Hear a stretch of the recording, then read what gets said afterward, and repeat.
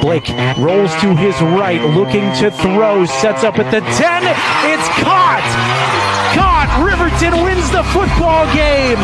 Caden Arnold is there to catch the 2-point conversion. First playoff win in 10 years for Riverton High School. After a thrilling double overtime victory, the 8-2 Wolverines prepare for their toughest opponent so far. Riverton going to bring the linebackers now. It's a design screen and it's picked off. Taken away by the Wolverines to the end zone. That's Ryan Cox with the pick six.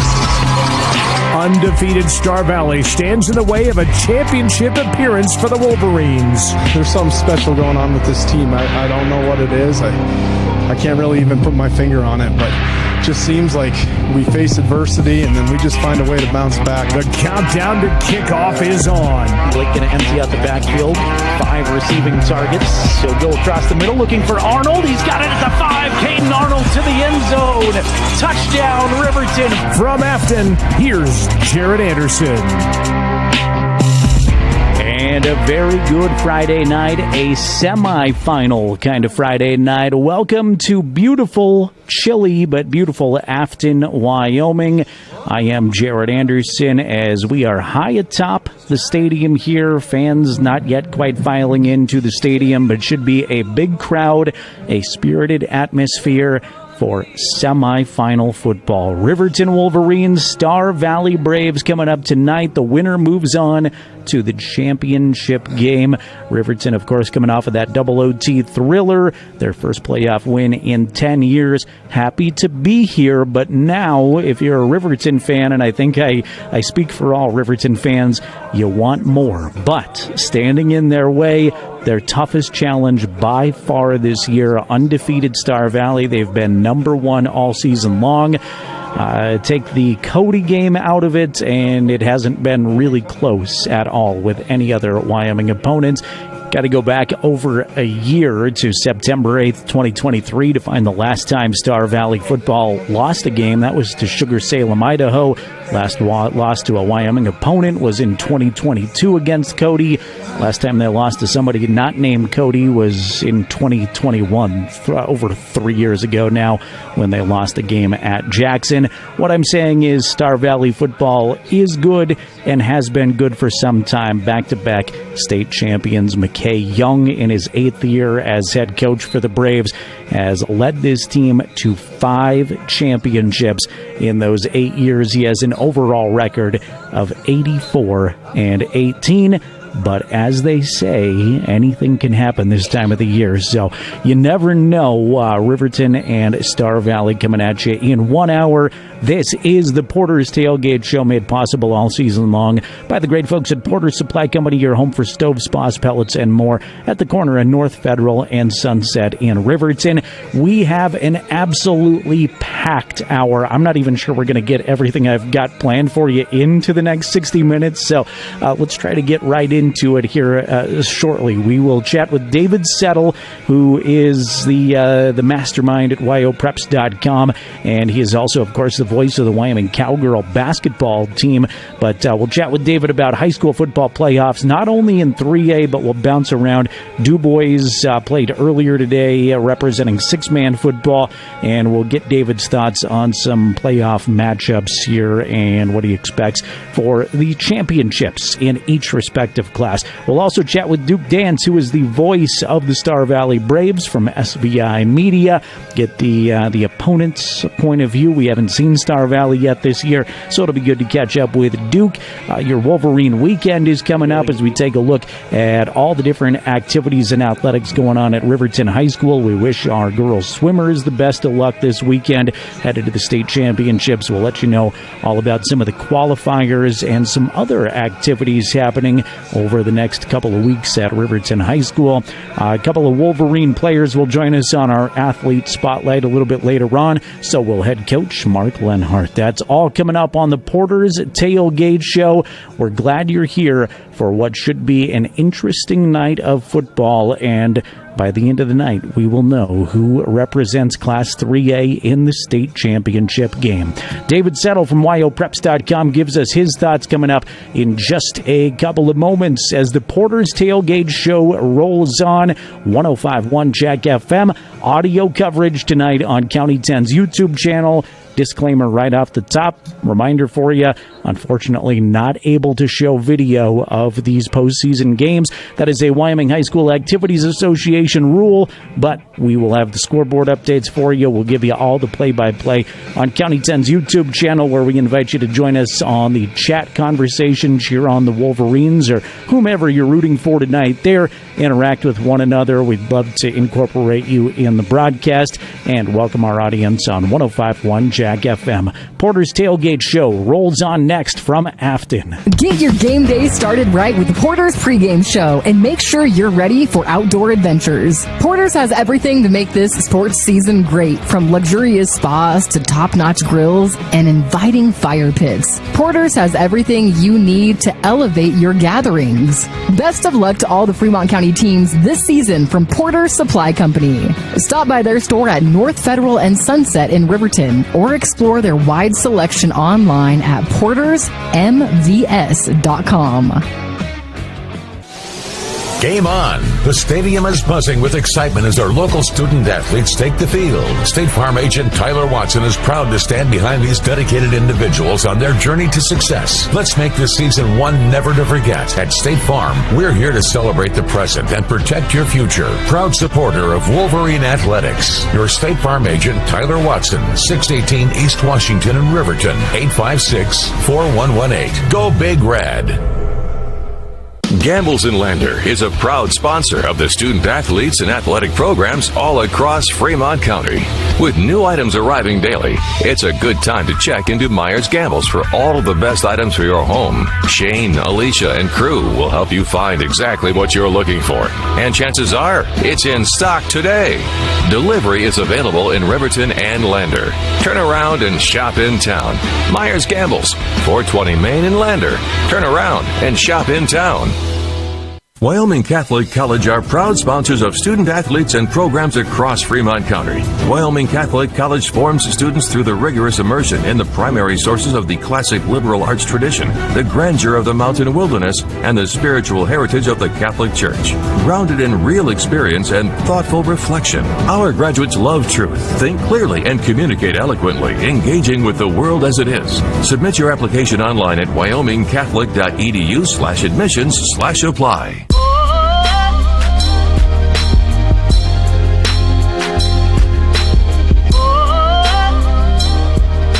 Back in Afton, the countdown to kickoff continues. This is the Porter's Tailgate Show, made possible by Porter Supply Company in Riverton. To break down all of the playoff games, including, of course, the upcoming Riverton and Star Valley matchup, we welcome WyoPreps.com, the brains behind the operation, and the voice of Wyoming Cowgirl basketball, David Settle, joins us. David, first of all, thanks so much for taking time out of your busy schedule this week. Let's start with this Riverton and Star Valley matchup we're about to watch. You don't have to sugarcoat it for our Riverton audience. We know the challenge that is presented by the Star Valley Braves. Is there a world in which Riverton could pull a monumental upset this evening? Well, on paper, it is a slanted mismatch in favor of the Braves. But I always believe this time of the year, and there always seems to be one or two of these in the playoffs in the semifinal weekend, Jared, where you just never know.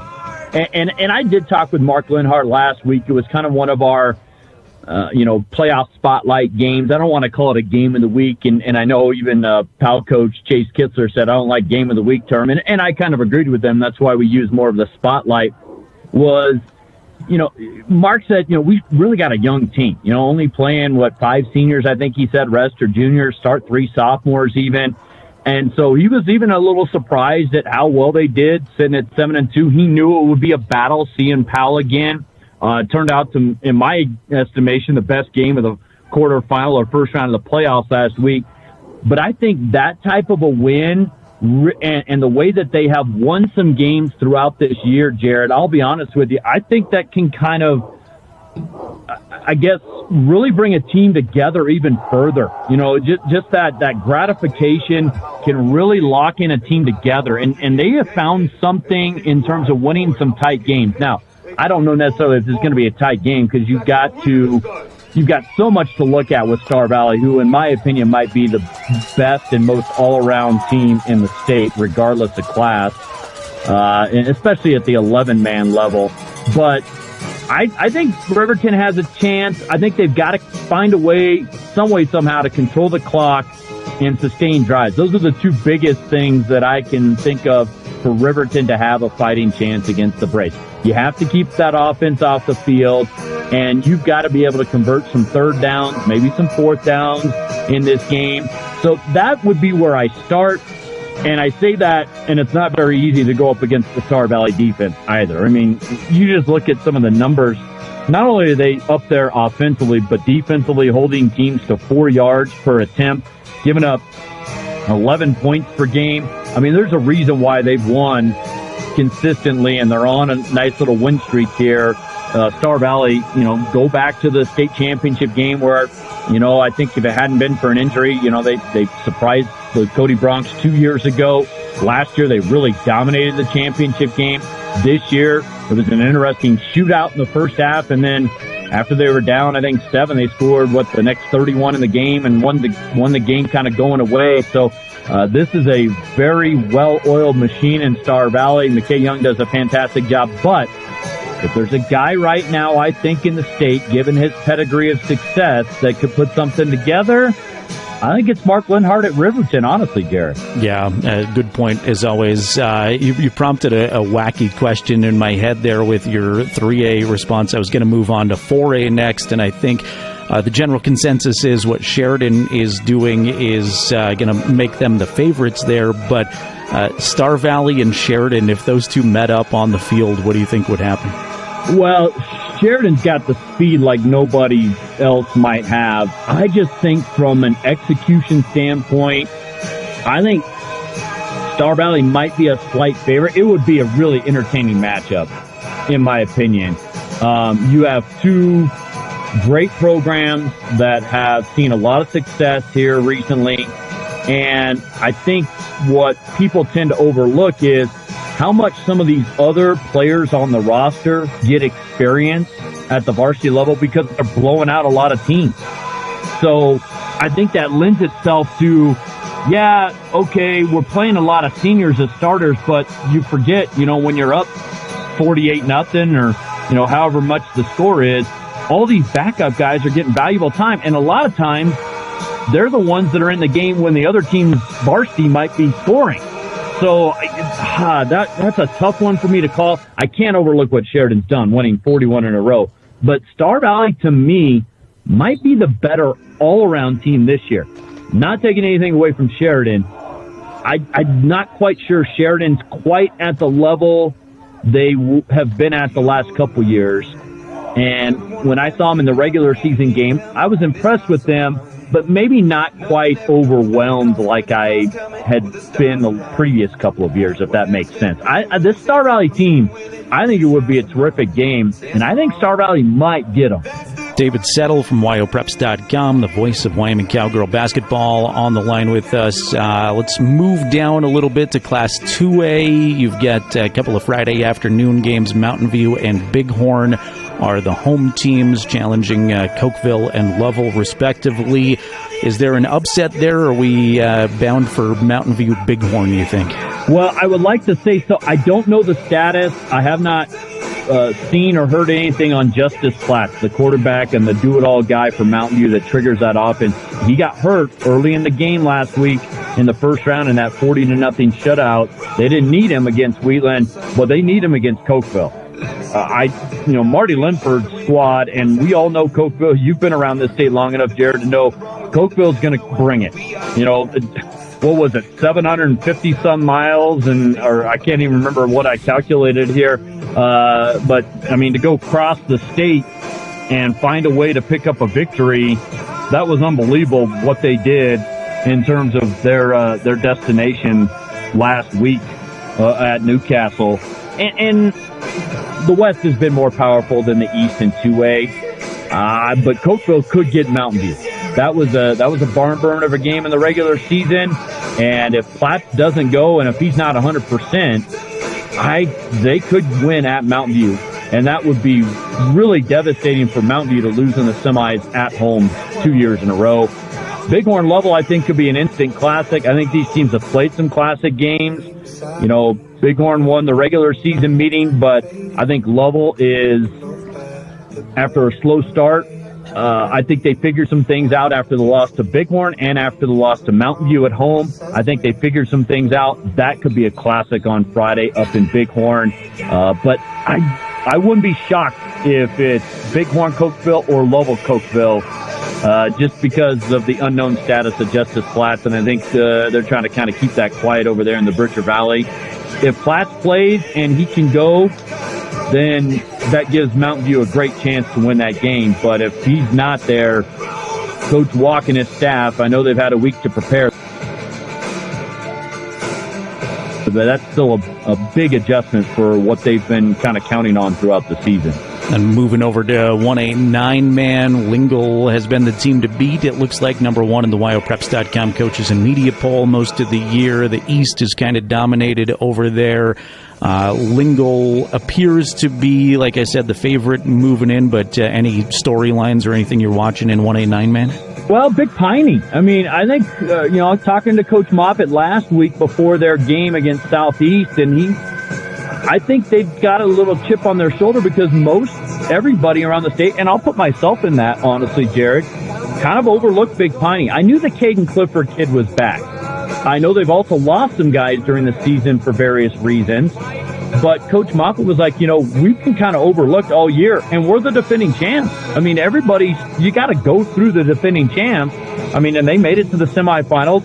They got thumped at Southeast and paid it back and beat them by 10 last week. I think that was a good win for Big Piney. Lingle was in this position last year and lost.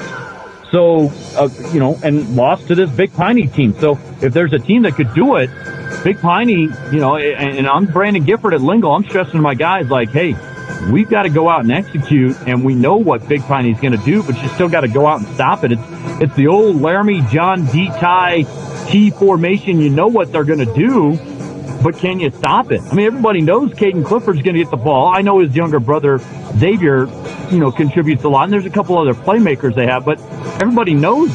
And Clifford still ran for, 259 and 3 scores last week in that win. So that one's an intriguing matchup to me on Saturday afternoon in Lingle. I think Pine Bluffs has way too much for Saratoga. Now, Saratoga was pretty beat up going into that first matchup in the regular season. Sounds like they've gotten a little healthier, but I still think Pine Bluffs overwhelmed Saratoga. So the big one will be the Saturday afternoon game between the Punchers and the Doggers. David Settle is our guest from WyoPreps.com, talking high school football semifinals all around the state as we count you down to kickoff here on Jack FM and County10.com. Our matchup starts at just about 6 o'clock with Riverton and Star Valley. David, let's talk 6-man football. Of course, Little Snake River seems to be the odds-on favorite. Got a Fremont County team with some rooting interest here locally involved in Du Bois, but does anybody challenge the Rattlers in 6-man ball? Yeah, they've taken on all challengers and pretty much just waxed everybody. And I've seen Snake River a couple times. I saw them play Burlington, and I saw them play Encampment live in person. And this Snake River team is on a bit of a mission right now. And you know what? I mean, they put up 71 in the first half last week. That game got called at halftime. And Du Bois has some players. I've been, the Kinsler kid is great as a sophomore. Hess has had a good year. The Profar kid, I believe, Prohar, sorry if I'm saying his last name wrong. He's been a great addition. They can do some things against Little Snake, but right now the Rattlers are the overwhelming favorite. And Burlington Encampment could be an interesting matchup, but Encampment didn't necessarily 100% handle the physicality of Little Snake very well in the regular season. Burlington is a physical football team. And so when you got guys for Burlington, I just think of Joe Bassett, Jordan Broderloh, a couple other guys on that team. They play a physical brand of football. And DuBois, kudos to them, because I thought the game would be a little closer. They went to base and just blew out Riverside, just controlled that game almost from the start. So I think the Rams have a puncher's chance, but I think Little Snake's too much. And I see a third straight year of the Rattlers and the Huskies meeting at War Memorial Stadium in Laramie in six-man. I just think Little Snake's on a little bit of a mission this year.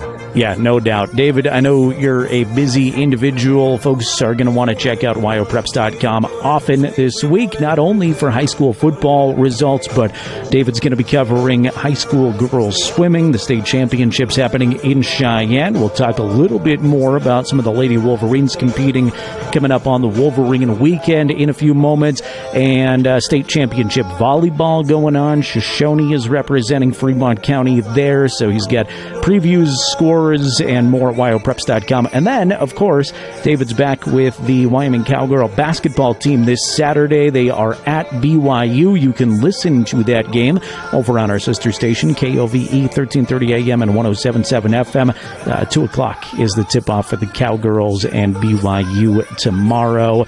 David, appreciate your time as always. Travel safe tomorrow and have a great, I know it's going to be busy, but have a great weekend. Jared, always a pleasure, man. Take care. We move closer to kickoff as the Porter's Tailgate Show rolls on. Head coach Mark Lenhart, your athlete spotlight, your Wolverine weekend still to come. But next, we cross the field, chat with tonight's opponent, the voice of the Star Valley Braves, their radio broadcaster and longtime contributor to SVI Media, Duke Dance, will join us, tell us all about the Braves. That's in 60 seconds on the Porter's Tailgate Show. You're listening to Wolverine Playoff Football on 105.1 Jack FM and County 10's YouTube channel. Are you tired of scrolling through endless online tire listings, searching for the best deal? Well, Fremont County, listen up. Bailey Tire Pros is here to change the game, introducing our unbeatable prices right in your neighborhood. That's right, folks. Bailey Tire Pros offers top quality tires at prices that rival those online giants. Why wait days for shipping when you can drive in today and roll out with a perfect set of tires for your vehicle? With Bailey Tire Pros, you never have to sacrifice quality for affordability. Plus, our expert staff ensures you'll always get the right fit for your car. Forget about the virtual shopping cart and experience the convenience of local service. Bailey Tire Pros, where your satisfaction hits the road. If you find yourself behind a snowplow, stay behind it or use caution when passing. The road behind a snowplow will be safer to drive on. This is Cody Beers with the Wyoming Department of Transportation. Don't crowd the plow. Snowplows can throw up a cloud of snow that can reduce your visibility to zero. Drive smart. Never drive into a snow cloud. It could conceal a snow plow. Remember, in the ice and snow, take it slow. This winter driving message is paid for by Federal 402 funding.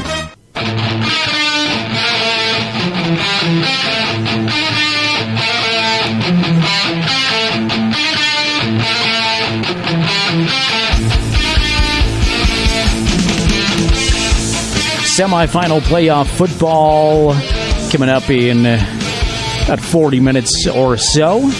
Jared Anderson here from Afton. We'll be, if we're lucky, in the upper 30s at kickoff. Sun continues to sink behind us here at Star Valley High School. Temperature is expected to fall all the way into the teens tonight. Looking forward to that on the top of the press box with an exterior broadcast. This is the Porter's Tailgate Show. Kickoff set for 6 o'clock. Winner of this game moves on to the championship game.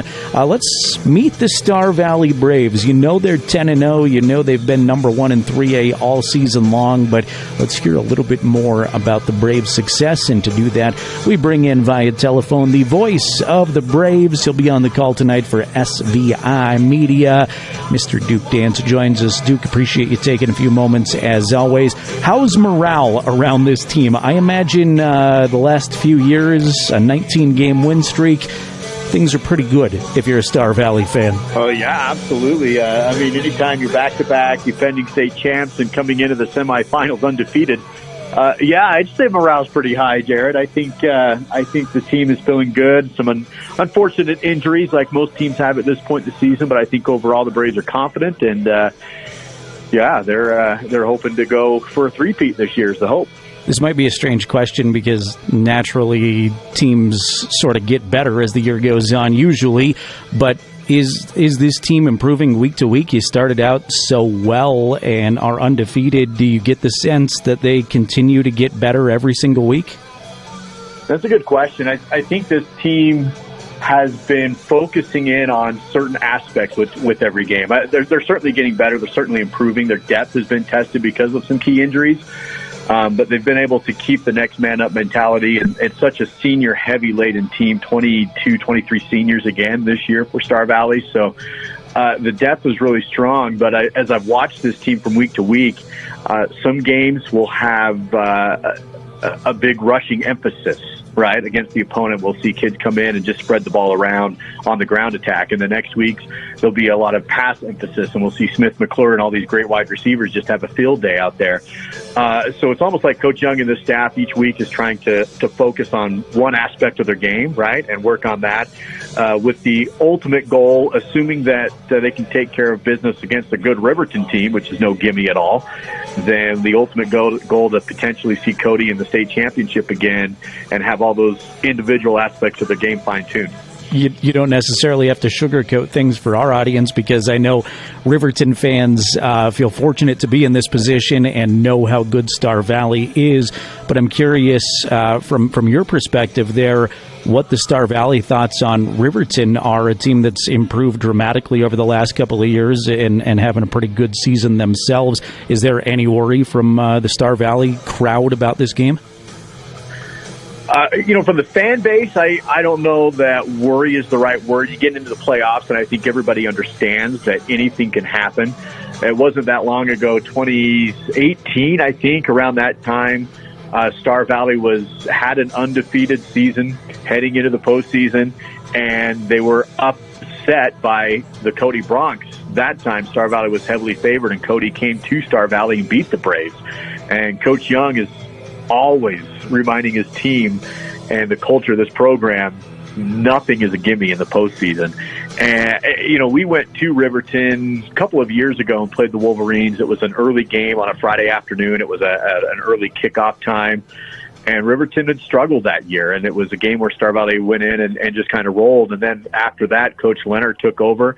We knew the history of Coach Leonard, what he did in Torrington, the turnaround, what he did in Rock Springs, the turnaround, took the Tigers to the championship. And so no one was really surprised that Riverton all of a sudden 2 years later is in the 3A semifinals. I don't think anything is too crazy about that, considering the history that Coach Leonard has. And so he has a team playing well.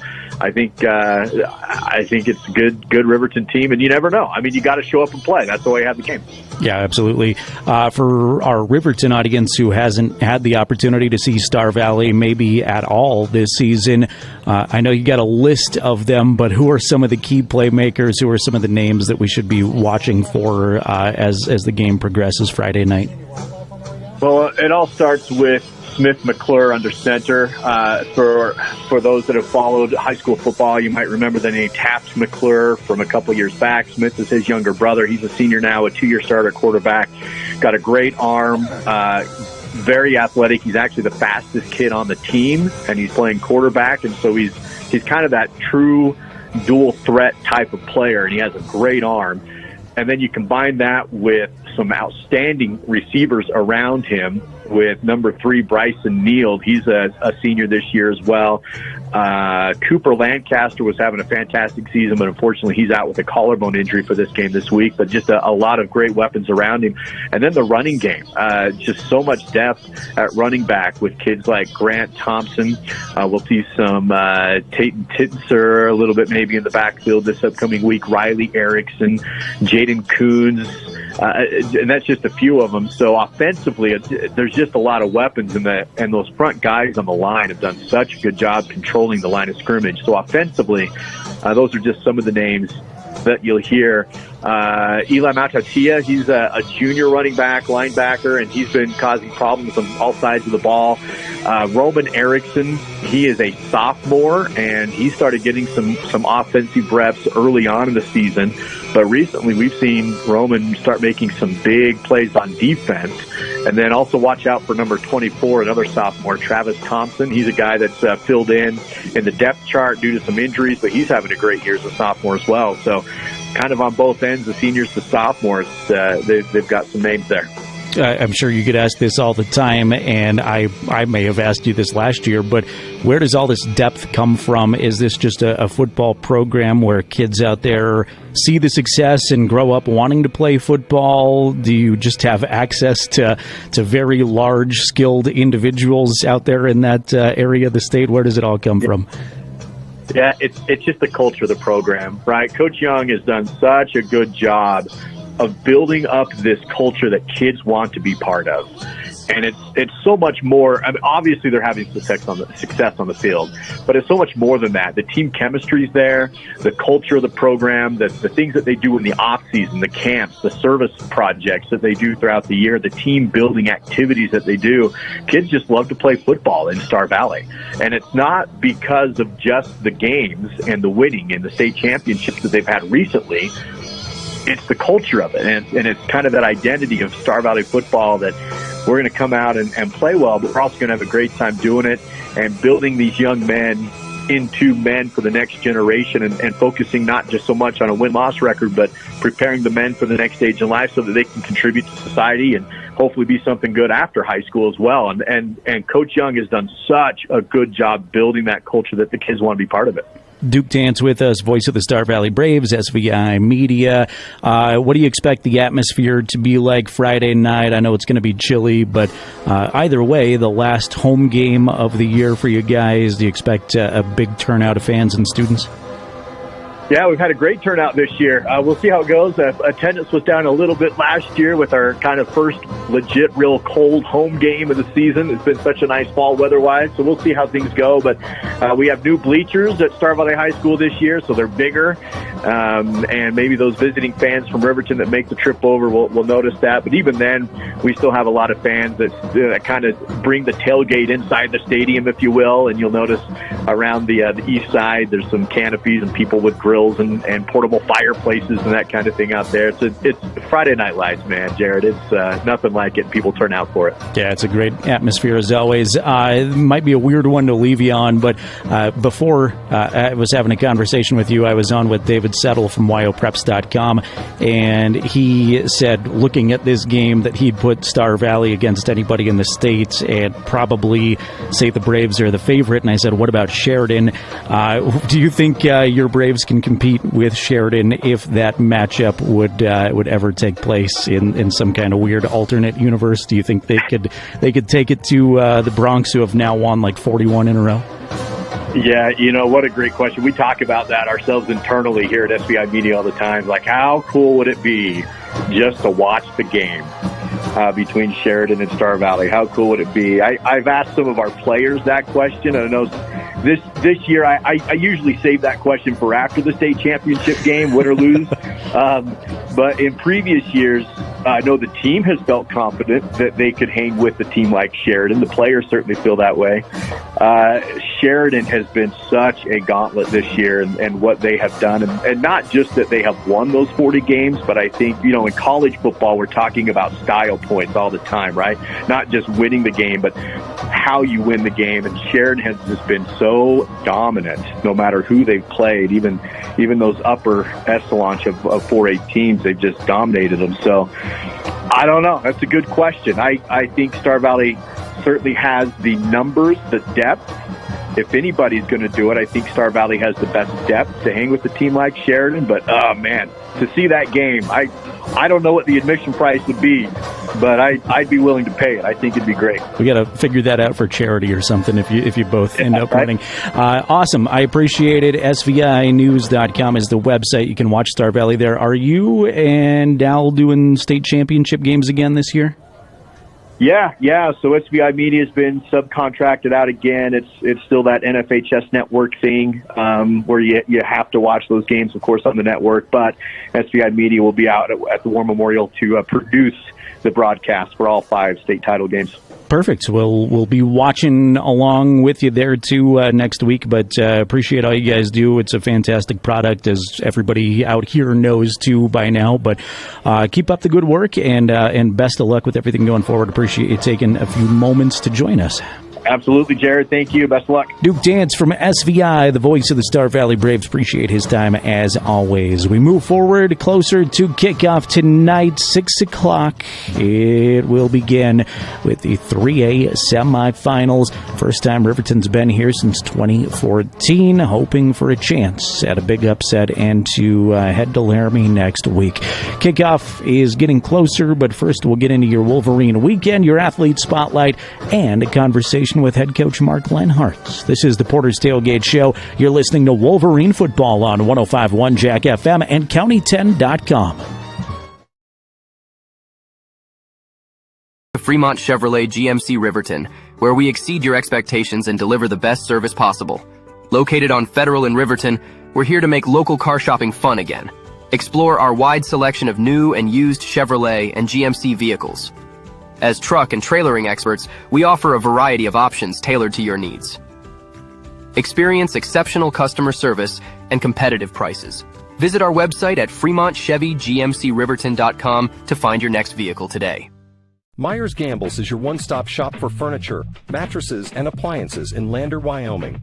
We have an unbeatable selection of furniture for your living room, bedroom, and dining room. Plus, we have the latest trends in home furnishings.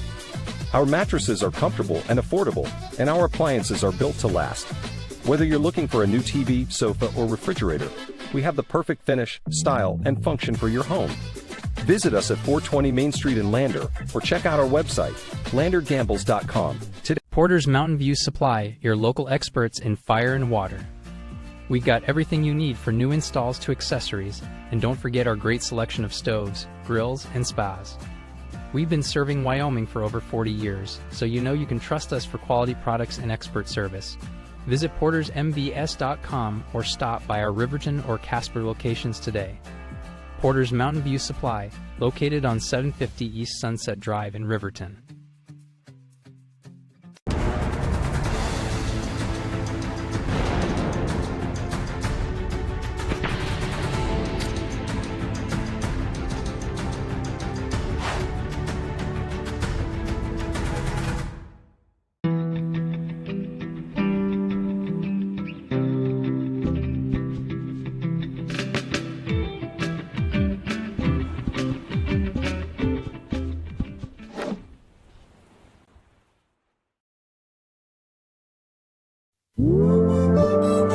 It's win or go home. 3rd and 21. See if Riverton has a big play up their sleeve here. Gattenbein fades to throw, looks to the end zone to Sheets. Clay's got it. Touchdown, Wolverines. You're only 30 minutes from Riverton Wolverine playoff football. They're going to hand this up to Saltzgaber. Saltzgaber slips a tackle, and he's gone. Hunter Saltzgaber to the end zone. Made it look easy from 37 yards out. Here's Jared Anderson. Welcome you back to Afton, Wyoming, as the sun slips down behind the Salt River mountain range. It was a beautiful afternoon rolling in here, sunny and warm as the sun continues to go down. Definitely the chill in the air will be in the mid to low 30s here, it looks like, before kickoff, but the dramatic thing right now is a slight breeze coming from the south that is really chilling things. But it's November football in Wyoming. It's what you'd expect here, especially on the western side of the state. I'm Jared Anderson. The Porter's Tailgate Show continues on. Thanks to Porter Supply Company at North Federal and Sunset in Riverton for allowing us to do these games and giving us an extended look at this one. My thanks again to David Settle from WyoPreps.com and Duke Dance from SVI Media for joining us to have some extended conversations as we count you down to kickoff. Still to come on the Porter's Tailgate Show, we're going to get into your Wolverine weekend next. Take a look at the other sports going on. There's only really one other sport left going on here in the fall season, with girls swimmers off to the state championships. The prelims happened today. The championships will happen tomorrow, but we'll take a look at some of the activities going on around RHS2 with that Wolverine weekend. And we're going to chat with a couple of Riverton football players. Senior Ryan Cox going to join us, and junior Caden Arnold. Caden and Ryan both had great games, big-time plays in the big win against Powell last week, and we'll have to have big impacts here tonight if Riverton will be successful. This will be the 22nd meeting between the Braves and the Wolverines. Star Valley leads 11-10. You think back, and for those of us of a certain age, kind of, at least for me, growing up in the 90s, it felt like every year Riverton and Star Valley were involved in such a big-time game. They met in a couple of state championships, met in some playoff games. So it feels like this is an old sort of rivalry series, but really this is only the 22nd meeting between the two squads. They played in 1994 in the semifinals. That was before the Lander-Riverton game. Riverton won that before Lander-Riverton state championship there in 1994. Riverton lost to Star Valley in the 1996 semifinals. Then in both 97 and 98, Riverton knocked off Star Valley for championships. In 1997, they beat them 23-20. In 1998, they beat them 9-7 in a game that I remember very well. Last time Riverton beat this team, though, was 2014. They've lost 7 matchups in a row against the Braves. Some wild facts about Star Valley's win record. They've won 19 games, as we alluded to earlier. Last loss was over a calendar year ago, September 8th, 2023, against Sugar Salem, Idaho. Last loss to a Wyoming team came in October 2022. That was against Cody in the regular season. They'd meet him again in the state championship and win.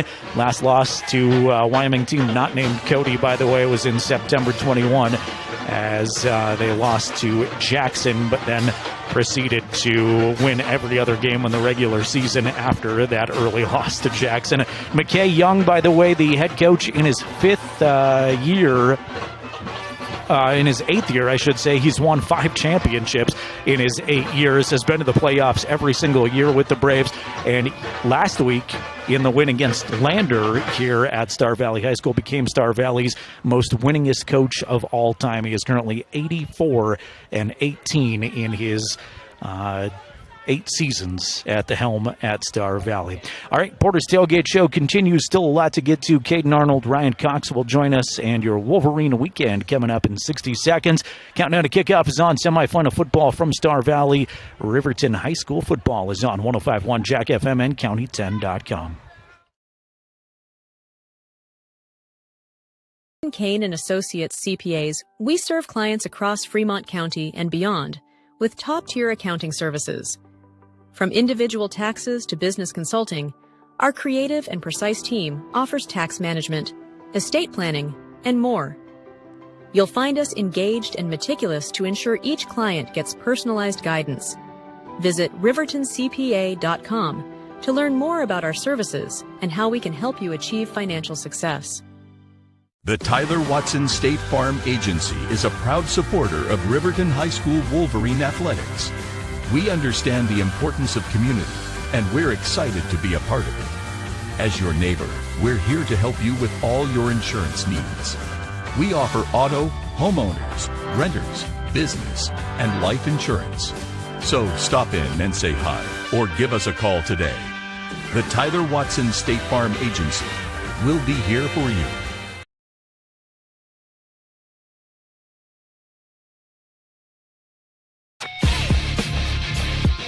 Countdown to kickoff continues on the Porter's Tailgate Show. 6 o'clock kickoff tonight from Afton. 3A semifinals are on the way. Riverton and Star Valley. Winner goes to the state championship game in Laramie in 1 week.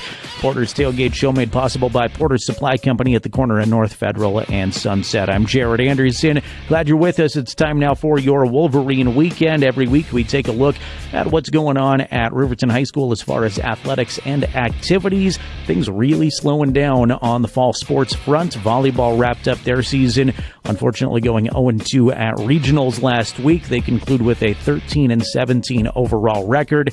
Went to Evanston for regionals. Unfortunately, Lady Wolverines go 0-2 there. Fell to Kelly Walsh in 3 sets, fell to Natrona in 4 sets, ending their season. They do not advance to the state tournament. Only Fremont County team, by the way, to qualify for state volleyball this year was the Shoshone Lady Blue. Lady Wolverines did get some good wins on the volleyball court, though, throughout the season, so congrats to Coach Taylor and a very young volleyball team. Girls swimmers are off to the state championships this week, Friday and Saturday for 4A. 3A began in the pool at Cheyenne East High School on Thursday. There are a handful of qualifiers for the Lady Wolverine swim team, including Addison Peart in the 1-meter diving. She's a sophomore. Swimmers Chloe Smith and Presley Barta represent the junior class, qualifying for the state swim meets. And 3 Riverton freshmen qualified for state. Quite the feat for a freshman. Lily Ormond, Lucy Pfister, and Leah Edwards. Congratulations to those Lady Wolverines, and best of luck in the pool in Cheyenne. We'll update you on some results throughout the broadcast and at county10.com as that wraps up tomorrow. Looking at some of the activities around Riverton High School, speech and debate has had a great run. They've been very successful the last few seasons, coming off of another great year last year. Will open with their first competition November 22nd and 23rd in Green River, then basically travel all winter for speech and debate competitions around the state of Wyoming. Band and choir coming together for a fall night of jazz. That concert at Riverton Middle School on Tuesday, November 19th, starting at 6:30. Riverton FFA members are off to their Fall Leadership Conference in Casper next weekend. That just a couple of weeks after their national convention in Indianapolis. Sports to look forward to starting up here soon. Riverton boys and girls basketball. Practice begins on Monday the 25th for both boys and girls. Their first tournament is at home, the annual Stranigan Invite, December 12th, 13th, and 14th. Only other tournament competition in December is the annual Flaming Gorge tournament the week after that. Riverton wrestlers will begin practice on Monday the 25th. Their first competitions at the Powell Invitational, Friday and Saturday, December 13th and 14th. Boys swimmers will get in the pool on December 2nd for their first practice. Their first competition is in Cody, a pentathlon, on the 12th of December. That's a look at your Wolverine weekend. Lots going on, lots to cheer for and support at Riverton High School. That includes football tonight. Riverton fans hoping for one more week of football, too. If Riverton can pull off an upset tonight against number 1 Star Valley, an opportunity to go to the 3A state championship game on the line. We are inching closer to kickoff. 6 o'clock tonight from beautiful and chilly Afton, Wyoming. We'll have it here for you on county10.com and on 105.1 Jack FM. Just a friendly reminder to our audience, video not available. Wyoming High School Activities Association rules prohibit us from showing you this game, unfortunately, but we will have scoreboard updates and we will have the audio play-by-play right here for you. Porter's Tailgate Show continues thanks to Porter Supply Company in Riverton. Head coach Mark Lenhart joins us here in just a few moments, and a whole lot more still to come on 105.1 Jack FM and county10.com.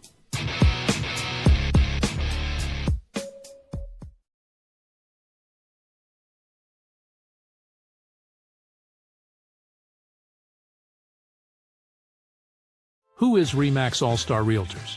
We're a professional real estate agency where your success is our priority. Whether you're looking to buy, sell, or invest, we're here to guide you every step of the way. With unmatched professionalism and a track record of delivering results, we're your trusted partners in real estate. Your success is our top priority.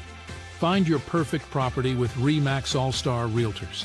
Contact us at 307-856-7827 or visit remaxriverton.com. At Redden Kane & Associates CPAs, we serve clients across Fremont County and beyond with top-tier accounting services. From individual taxes to business consulting, Our creative and precise team offers tax management, estate planning, and more. You'll find us engaged and meticulous to ensure each client gets personalized guidance.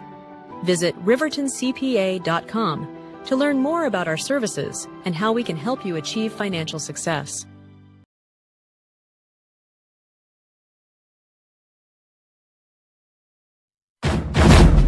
The Porter's Tailgate Show is made possible by Porter's Supply Company in Riverton. Just a few moments away from kickoff, semifinal football. First time Riverton's been involved in a semifinal game in a decade, 2014, the last time Riverton has won a playoff game. One of the big contributors in that win last week against Powell was junior Caden Arnold. Got a 35-yard touchdown pass, caught the game-winning two-point conversion, and stepped up big-time defensively in the absence of Clay Sheets. A couple days ago after practice, had the opportunity to go catch up with the junior from Wolverine Field. Caden Arnold, first of all, Caden, you've been having a fantastic season. Did you know going into this year, flashing all the way back to like August and fall camp, that you would be able to have such an impact here in your junior year? No, I didn't. I was just looking to start on defense, make some tackles, make some huge plays for the team, but I did not expect to even start on offense this year because Clay Sheets, he's an amazing player, and then Peyton Larson, amazing player, Jackson Larson, amazing player. And when he went down, I was like, oh crap, I have to get into that game. And then we ran up some plays around me, and I caught the two-point conversion to win the game. It felt amazing. So you just kind of stayed ready, it felt like, though. Like, we miss Clay and wish we had Clay for sure, but you came in, the transition was seamless, and a couple of big plays, that long pass from Blake to you really set the tempo there in the second half. And then did you have time to react on that two-point conversion? Because I'm thinking to myself, if the ball is in the air and I know everything is on the line, I'm for sure going to panic a little bit. Did you have time to think about it? No, I just stayed calm because I knew I had to catch this ball to win the game. No stress was on me. I just did what I did, played how I played the whole year, just stayed composed the whole time, and then just caught the ball. Did you kind of improvise on that play too? Because it looked like you were bunched up, and then you saw Blake rolling. That's what we were supposed to be doing, yeah, because they wanted me to do that. And then number 2 went out with Jackson, and I seen that, so I just bounced back out because they told me to sit in there. 2 went with me. Gotcha. Yeah. Awesome. It seems like, and correct me if I'm wrong, it seems like your confidence has improved every single game. You're getting more experience. You're getting more time out. Do you feel like you're improving every practice, every game, kind of? Yeah, I feel like I'm getting better at the things I do. I feel like when I open myself up to coaching, I'm way more coachable. But, I'm ready to go play Star Valley. I'm so confident in that game right now. Like, I'm going up against a good receiver, number 3. Yeah. Just ready to go get a challenge. Yeah, Bryson puts up huge numbers, but I like the confidence. I like how scrappy Riverton is. What would it take to beat Star Valley, you think? Some physicality and some mental things. I think mostly physicality because they are physical, they're big. It's going to be a real challenge for some of these guys. It's not just like number 14 from Powell. He's the only tall person there. They're everywhere in Star Valley. Yeah. They're huge. This is going to be a challenge, but I think we can come out. Awesome. You watch pro or college football? What guy do you emulate? I'm a more J.R. Alexander and who is it? Jordan Nelson. Yeah. Yeah. Played for the Packers, and those are the 2 people on both sides of the ball I look at. Cool. Same with Charles Woodson. Yeah. Are you a big Packer fan then? Yeah. Okay. Very good.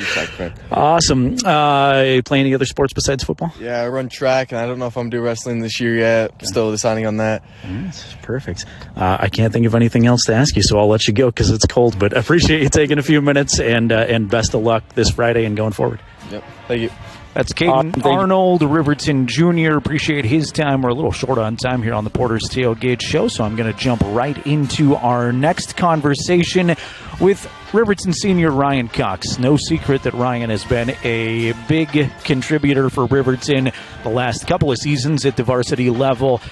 He's also a multi-sport athlete. You'll see him on the basketball court soon. Baseball might be his best sport overall, he told me. But Ryan has been huge and has notably blocked a lot of kicks this season.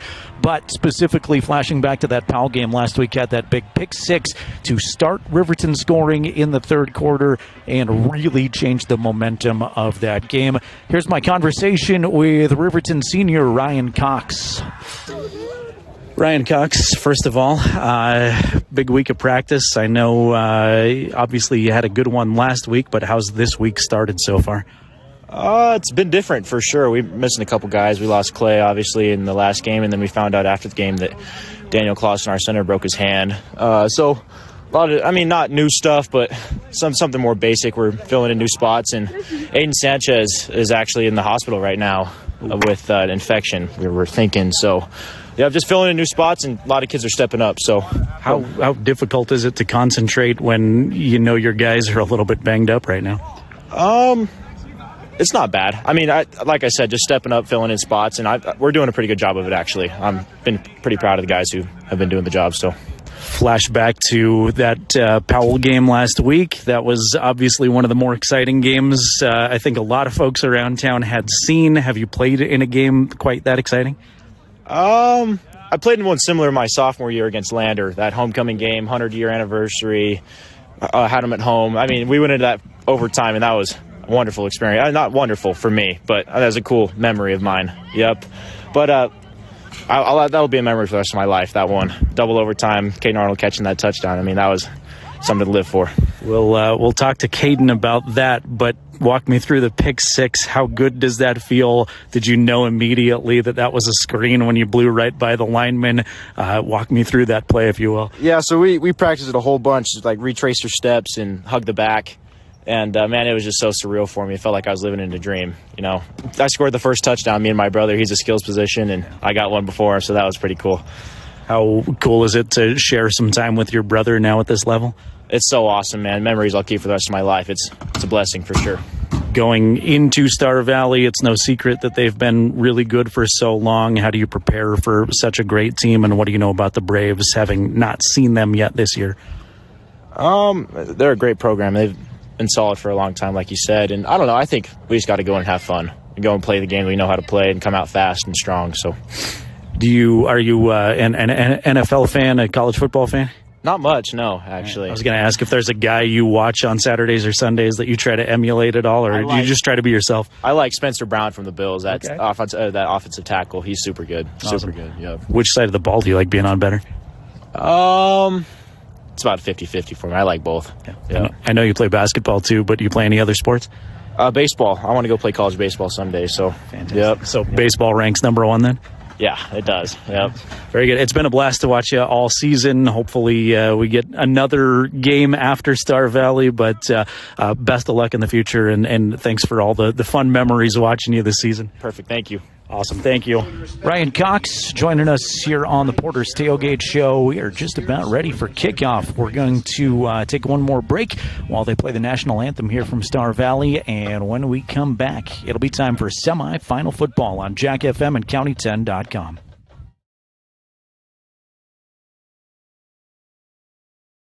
Fremont Chevrolet GMC Riverton, where we exceed your expectations and deliver the best service possible. Located on Federal in Riverton, we're here to make local car shopping fun again.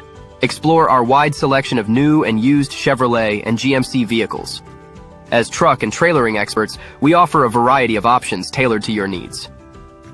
Experience exceptional customer service and competitive prices. Visit our website at FremontChevyGMCRiverton.com to find your next vehicle today. Myers Gambles is your one-stop shop for furniture, mattresses, and appliances in Lander, Wyoming. We have an unbeatable selection of furniture for your living room, bedroom, and dining room. Plus, we have the latest trends in home furnishings. Our mattresses are comfortable and affordable, and our appliances are built to last. Whether you're looking for a new TV, sofa, or refrigerator, we have the perfect finish, style, and function for your home. Visit us at 420 Main Street in Lander, or check out our website, landergambles.com. Rehab's founding principle on you is evident from your first visit to the last. Our practice model ensures treatment as you deserve, a private one-on-one session with a licensed therapist the entire visit, every visit. All therapists hold advanced credentialing, including 2 certified hand therapists, an orthopedic clinical specialist, an MDT therapist, as well as pelvic floor and pregnancy rehab offerings. With over 100 years of combined experience between our 7 clinicians, Elevate is your ticket to health. Find us in Lander, Du Bois, and visit our website or Facebook page. Choose Elevate Rehab to elevate your outcomes. At Eyes on Fremont, we know that good vision is about more than just seeing clearly. That's why we're dedicated to providing expert eye care for the whole family. From children's exams to contacts, LASIK to glaucoma treatment, we're here to help. We accept most insurance plans, and our experienced team will make sure you feel right at home. Schedule an appointment today at 111 South Broadway in Riverton, or give us a call at 307-856-9000. Visit WyomingEyes.net to learn more.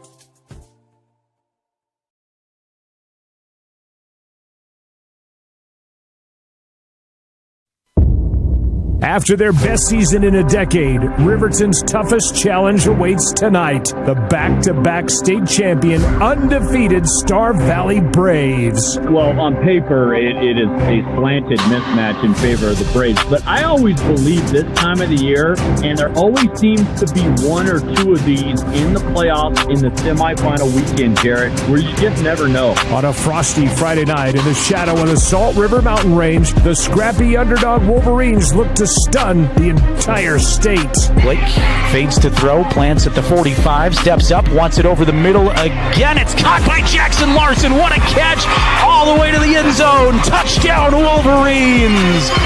It's the Star Valley Braves and the Riverton Wolverines. There's something special going on with this team. I don't know what it is. I can't really even put my finger on it, but just seems like we face adversity and then we just find a way to bounce back. A trip to Laramie and the championship awaits tonight's winner.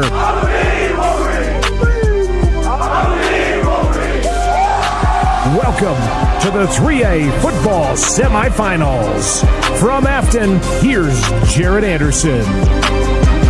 And a very good Friday night semifinal Fridays. Welcome to Star Valley High School, Afton, Wyoming. We've just had the national anthem. The teams are being introduced, and we are just about ready for kickoff. Glad you've joined us from wherever you're listening from. Welcome our County10.com audience and our radio audience on 105.1 Jack FM. No secret, no sugarcoating it. This is the toughest challenge of the season for Riverton. Star Valley is a perfect 10-0 so far this year. Their closest game was against the team that Riverton saw back in week 1, the Cody Bronx, but even that game was a 52-35 Star Valley winner. The Braves knocked off Lander last week in the quarterfinals, 52-0, ending the season for the Tigers. Wolverines coming off of that dramatic double overtime win against the Powell Panthers, winning 36-35. So there's not odds makers in Wyoming high school football, but safe to say, even if you're a Riverton fan, I'm sure we can all agree Star Valley would be the prohibitive favorite coming into this one. But anybody that's with me that's watched a lot of football before, and I've watched a lot of football, my wife can attest to that, knows, especially this time of year, these kind of games, anything can happen. So buckle up. We're in for an interesting one this evening. Star Valley has a lot of depth. You heard Duke Dance a while ago on the pregame show talking about their 23 seniors. Compare that with Riverton, they've got 5. Star Valley cut a dozen seniors this year that came out for the football team. That's how many guys are on this Star Valley team, and we were ready for kickoff a couple minutes ago. They've decided to introduce all of their seniors here on their final game from Star Valley High School. So we've got a little bit of extra time on the Porter's Tailgate Show. Now it is 6 o'clock, KTUG, Hudson, Riverton, Lander, and we, of course, are streaming audio tonight only at County10.com. Wyoming High School Activities Association rules, again, prohibit us from streaming video of this one, so apologize for that, but I'll do my very best to hopefully articulate's not my strong suit, but I'll try my best to keep you up to date with what's happening here all night long, and you can see the scoreboard up there at County 10's YouTube channel. Star Valley throws the football a lot. They throw it for 257 yards per game. They rush the football for 179 yards per game. They score 47 points per game so far this season, and they allow just 12 points per game. Meanwhile, Riverton runs the football for 178 yards per game, throws it for 128 per game. Defensively, they allow 166 rushing yards and just 103 passing yards, so that Riverton defense versus the Star Valley offense will be interesting to see how that unfolds tonight. All right, starters have been introduced. We are ready for football. Star Valley won the opening toss, deferred to the second half. Riverton wants to receive, and they will start by attacking the end zone to our north here from what has become a windy Afton, Wyoming. Hilton has it on the tee for the Braves. It is a low-line drive bouncer. Eric Smith is going to cover it up at the 10, move it forward to the 14, where he is immediately swarmed under. That took a really strange hop in front of Eric. Didn't go past him into the end zone, just kind of died right in front of him, and Eric did what he could to move the football forward. So Riverton will start behind the 20.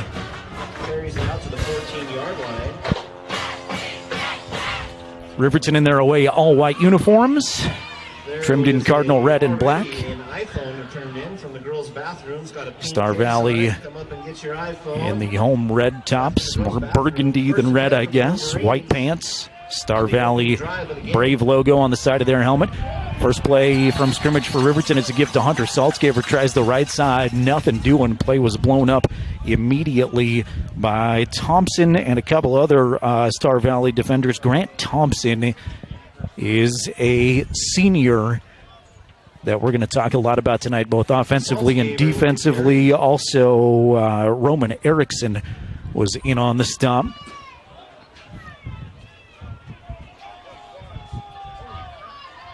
Blake will stand in the shotgun. Very strange formation. He got a bunch of 4 Riverton receivers in the slot, then 1 further out. 5 receiving targets, all on the left side for Blake. Throws it quickly, and pass from Gettenbein to Saltzgaver. Threw it to Saltzgaver, the closest guy to him. Saltzgaver was blown up immediately. Maybe give him 1 on the reception, so it's 3rd and 9. New from Coach Lenhart going to practice this week that there's going to be some wrinkles. Riverton's going to try some interesting stuff to see what they can do against Star Valley. They'll go trips to the left side, 1 to the right. Saltzgaver now lines up in the slot, moving out of the backfield. Blake looks to throw, wanted Jackson Larson. Larson tips it. It's off of his fingertips. Actually, that's Caden Arnold. Arnold caught it, lost the football, caught it, had a knee on the ground, then it scored it out, and it was taken away by a Star Valley Brave. Braves thought they had an interception. Caden's going to have a catch because his knee was on the ground, and he is right near the line to gain. This is going to be really close. They're going to eyeball it and say first down Wolverines. So Caden Arnold got upset with himself. Thought he turned it over because it scored it out of his arms, but his knee was down, and now we got a flag that flies in between plays.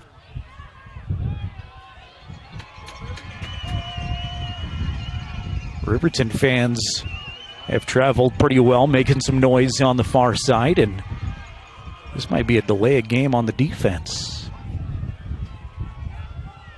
We'll see. I'm told the refs are mic'd up tonight. After the play was over, dead ball, unsportsmanlike conduct, defense, 15-yard penalty, first down. Even better than a delay of game if you're a Riverton fan. The unsportsmanlike conduct penalty will move the football all the way out to Riverton's own 38-yard line. Minute and a half in, Riverton with a fresh set of downs. 5 receivers, empty backfield for Blake out of the shotgun. Blake fades to throw now. A flag flies in before we can start the play, and it's procedure against the Wolverines.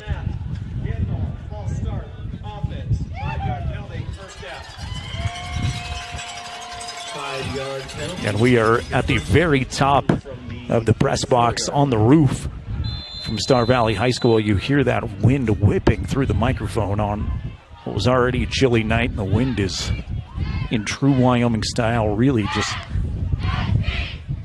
making a difference in temperature. See if it affects the game at all. First quarter action. Fremont Chevrolet scoreboard at zeros. 1st and 15 now for Riverton from their own 34. Blake in the shotgun under a lot of pressure. Sets it to Dane. Cox will work back to the line of scrimmage. Got it about 2 yards behind the line of scrimmage. Just guys all over the backfield for Star Valley, including Roman Erickson in there again, and it's no gain on the play. Dane Cox, again, caught that football at about the 31, works it forward back to the 34, but ultimately no gain, and it's 2nd and 15 again. Say hello to our buddy Bruce, listening from Utah. Thank you, Bruce. Hope you're doing well. Glad to see you're doing better.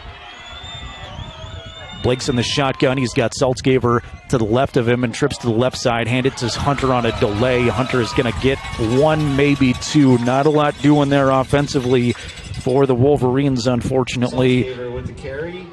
Jason Tittenser was there to make that tackle. Heard a little bit more about him from Duke Dance in the pregame show, too, as one of the players to watch that's played some good football, especially late in the season. So after the gain of 1, it's 3rd and 14 from Riverton's zone 35. Saltzgaver, the lone running back. Blake in the shotgun. And Coach Lenhart wants a timeout. First time out of the ball game taken by Coach Lenhart and the Wolverines. So 3rd and 14 facing Riverton with 8:31 remaining first quarter. Jared Anderson here. Jason Peterson, normally our camera operator. Jason, Jason's mad because I have a heated jacket. He's giving me grief about it. Jason has done a fantastic job as our camera operator all year long, and unfortunately, it is illegal for Jason to do what he does best tonight, so we can't break the law. Appreciate our audience, though, hanging in there. Sparse crowd at Star Valley High School. There's a lot of people in the far parking lot behind the Riverton side that look like they're in their vehicles. Out of the timeout, Blake out of the shotgun, sets up a screen, wanted Peyton Larson off of his fingertips, too high, incomplete. It'll be 4th and 14 for RHS, and they'll change some personnel. Landon Gold was injured last week, and I don't think he's going to be a punting option again this week.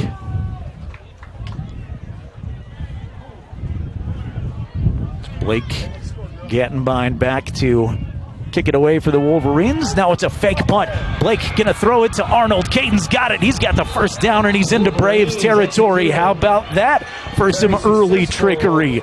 Gattenbein was back to punt, decides to throw. Caden Arnold wide open. He's finally knocked out of bounds at the Braves 45. First down, Wolverines on a 4th and 14. 45-yard line in Star Valley territory. They convert and will continue the first drive of the game. I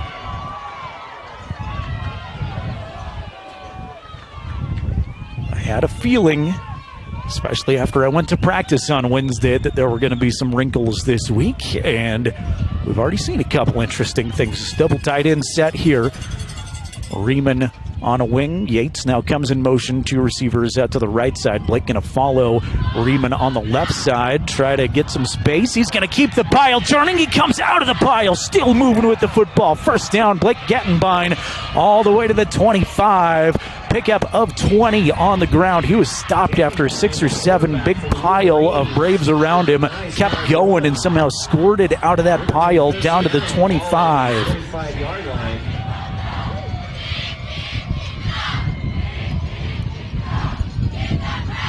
6:59 remaining first quarter. No score, opening drive of the game. And I know it's taken some trickery, 4th and 14 fake punts, but if you're a Riverton fan, coming into this one, you would think long, sustained drives keep Star Valley's offense off the field, and obviously you want points. So working out to Riverton's advantage if they can keep this going. 2 in the backfield with Blake in the shotgun. Blake going to tuck it and go now. Not much for Blake. He fights to get back to the line of scrimmage. No gain. He's met by Cooper Lawson and a couple of Star Valley players. It'll be 2nd and 10 right from the 25. Say hello to Nelson watching in Houston, Texas. Appreciate you being back with us, Nelson. Guess you're not watching. Guess you're listening.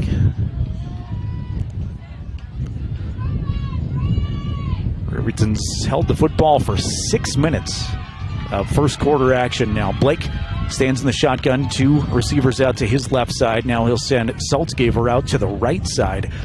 Gattenbein rolls to his right, looking downfield under a lot of pressure. Now he's just going to throw it out of bounds.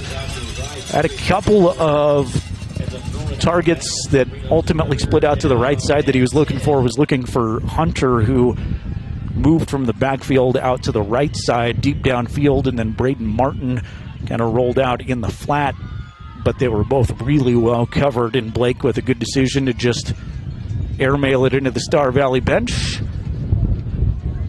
Forces a 3rd down, though. 3rd and 10 for Riverton.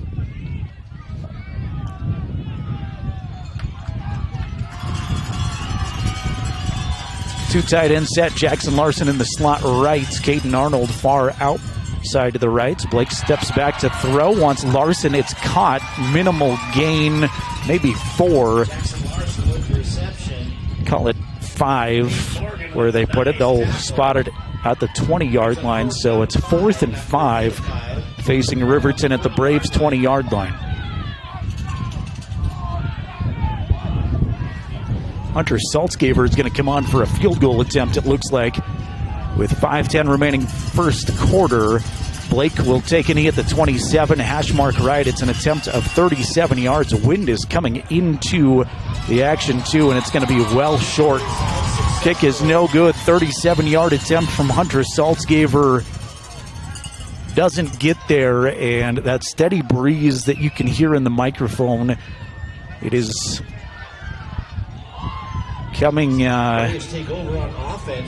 from the south towards the north, and that's into the face of the direction Saltzgaver was kicking. So kick is short, no good, and the Braves will have the football for the first time with 4:59 remaining first quarter. Unfortunately, Riverton's drive stalls out at the 20.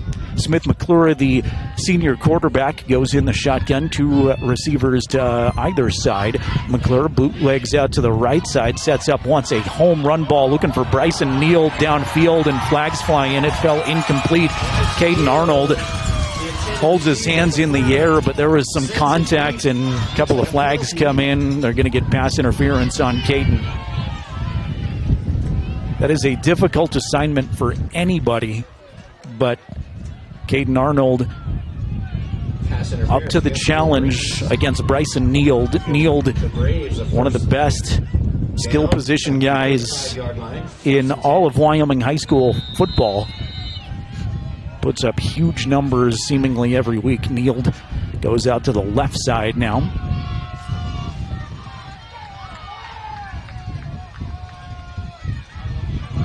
Watson into the backfield with McClure. They have 3 or 4 running backs that are very capable, and I was told there might be a couple of newcomers that we haven't seen before. Give it to Watson. Watson bounces off the left side, is tackled by Ryan Cox, but after he gains 6. Gain of 7 on the play, brings up 2nd down and 3. 4:18 remaining first quarter. Again, I want to wish our Riverton High School swimmers best of luck. They're at the state championship in Cheyenne at East High School. They'll wrap up competition tomorrow. And because we are a Fremont County friendly broadcast, I know we're the Riverton broadcast, but congrats to the Lander Lady Tigers, 3A state champions again. McClure fades to throw. He's got a target wide open for a first down. That is caught by Preston Ross. Ross catches the throw from Smith McClure, and he is into Wolverine territory out to the 47-yard line. First down, Braves. 3:48 remaining first quarter. No score on the Fremont Chevrolet scoreboard. Riverton moved the football fairly well. Had to get a fake punt on 4th and 14, but kept the drive going. Stalled out at the 20. Missed Hunter Saltzgaber a 37-yard field goal attempt. McClure in the shotgun. Two receivers out to the right side. Rolls to his right. Now under some pressure. Ryan Cox giving chase. He'll get away from him. McClure going to turn it upfield now. He's got a first down and more. McClure makes two men miss. Continues on his feet to the 20, the 15, the 5, where he is finally knocked down. Couple of Wolverines slow to get up in backfield. Caden Liebricht is one of them, but he does rise to his feet. Ryan Cox slow to get up too. Well, we heard he is the fastest guy on the team in the Porter's Tailgate Show, and he just showed us that is probably accurate. Smith McClure, the senior quarterback, with a gallop. 44 yards on the ground, and it's first and goal, Star Valley, with 2:40 remaining first quarter. McClure stands in the shotgun, two tight ends set. One running back on his right hip, two receiving targets split out wide left. The flags fly before the play can start, and I think we're going to get a delay game on Star Valley.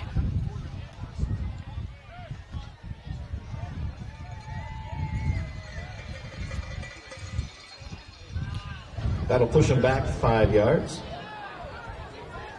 It's going to be from the 9-yard line. First and goal.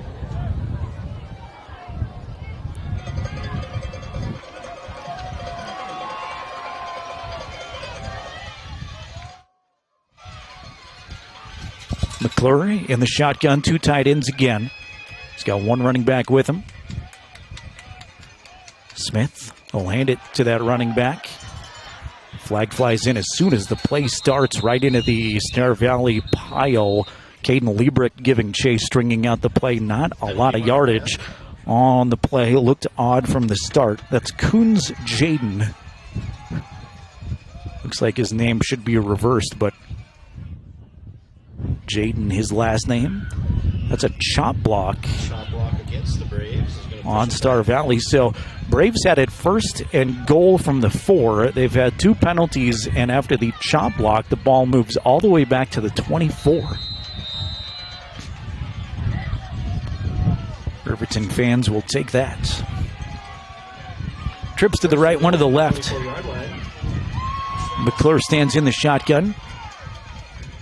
Jaden on his right side. Smith drops back to throw now, well protected, looking for a screen, tipped by Ryan Cox, almost picked off. Ryan tipped it, and Tyree Harris went to the turf to try to get it, but it bounced right in front of him. Man, almost similar looking, feeling to the screen in Powell, where Ryan stayed home, had that pick six, able to sniff out the screen pass really well. So second and goal from the 24 now, after the Star Valley penalties and the incompletion. Double tight end set. Bryson Neal stretches out to the left side. Jaden in the backfield. Fake it to Jaden. McClure is under a lot of pressure, and down he goes. He is sacked by Braden Martin. Braden Martin crashed into the play, and McClure is sacked behind the 30-yard line. It'll be third and goal from the 32, and this Riverton team is full of energy. They are pumping up the crowd behind them right now. Everybody on the bench waving their arms.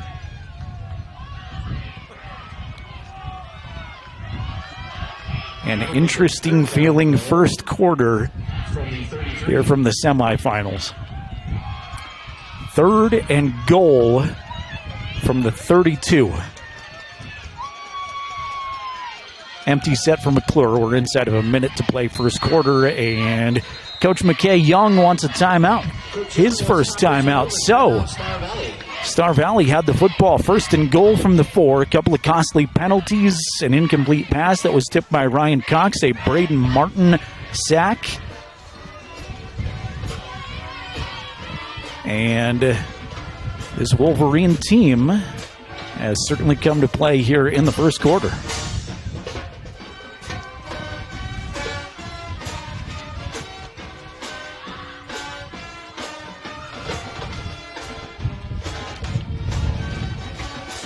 I want to thank our friends at YDOT, reminding you that seatbelts save lives. Buckle up every trip, every time, so you can stay in the game. And thanks to Perfect Power Electric and Landers supporting our Fremont County athletes on and off the field. Give Perfect Power a call for your electric needs at 332-7184.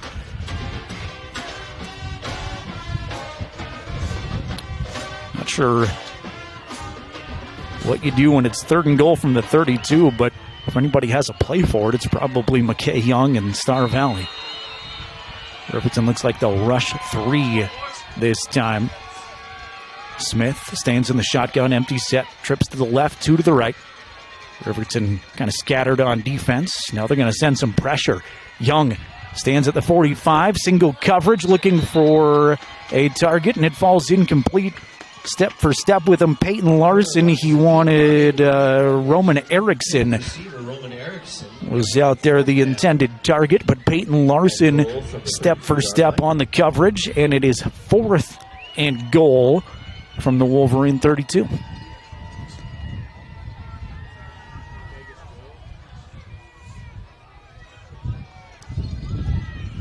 .46 seconds remaining first quarter. And Star Valley really in no man's land, going to go for it. But they need 34 yards, or 32 yards, I should say. The scoreboard says 34. I don't know why. McClure, empty set again. 5 receiving targets. Liebricht putting some pressure on McClure. He gets it away, and it's tipped and incomplete. Riverton will turn it over on downs. That was Travis Thompson, the intended target. Double covered by a couple of Riverton defensive backs. Hunter Saltzgaber in there, along with a couple other Wolverines, knocks it away. And Riverton forces a turnover on downs. They're going to get the football at their own 32 with 39 seconds remaining first quarter.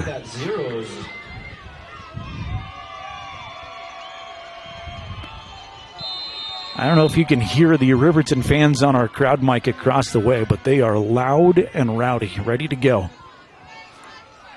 Bunch formation, 2 tight ends for Riverton. Send Yates into the backfield. 3 line up in the backfield now. Give it to Saltzgaber. Hunter going to try it off left guard. Plows forward for 3 or 4. Out to about the 35. Grant Thompson on the tackle. Gain of 2 on the play. We'll make it 2nd down and 8. Ball on the 34-yard line. This Grant Thompson again recording another tackle. He had at least a couple of tackles on the first drive for the Braves.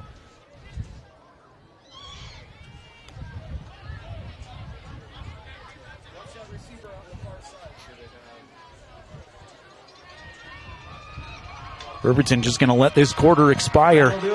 So after 1, we've got no score from Star Valley. Be Riverton football, 2nd and 7 when we come back in a minute. You're listening to the Wolverines on 105.1 Jack FM and County10.com.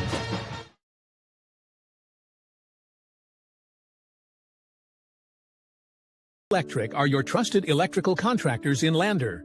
With over 30 years of experience, we excel in light and heavy commercial construction, residential remodeling, and service work. Our licensed electricians use only quality materials and are committed to meeting your construction schedules. For professional electrical services at competitive prices, choose Boyle Electric. Give your place's electrical wiring the touch of excellence. Call 307-332-8139. I'm John Shade, your Edward Jones financial advisor. Financial investments are very important, but so are the investments of time, patience, and encouragement of our young athletes from their coaches, teachers, and mentors.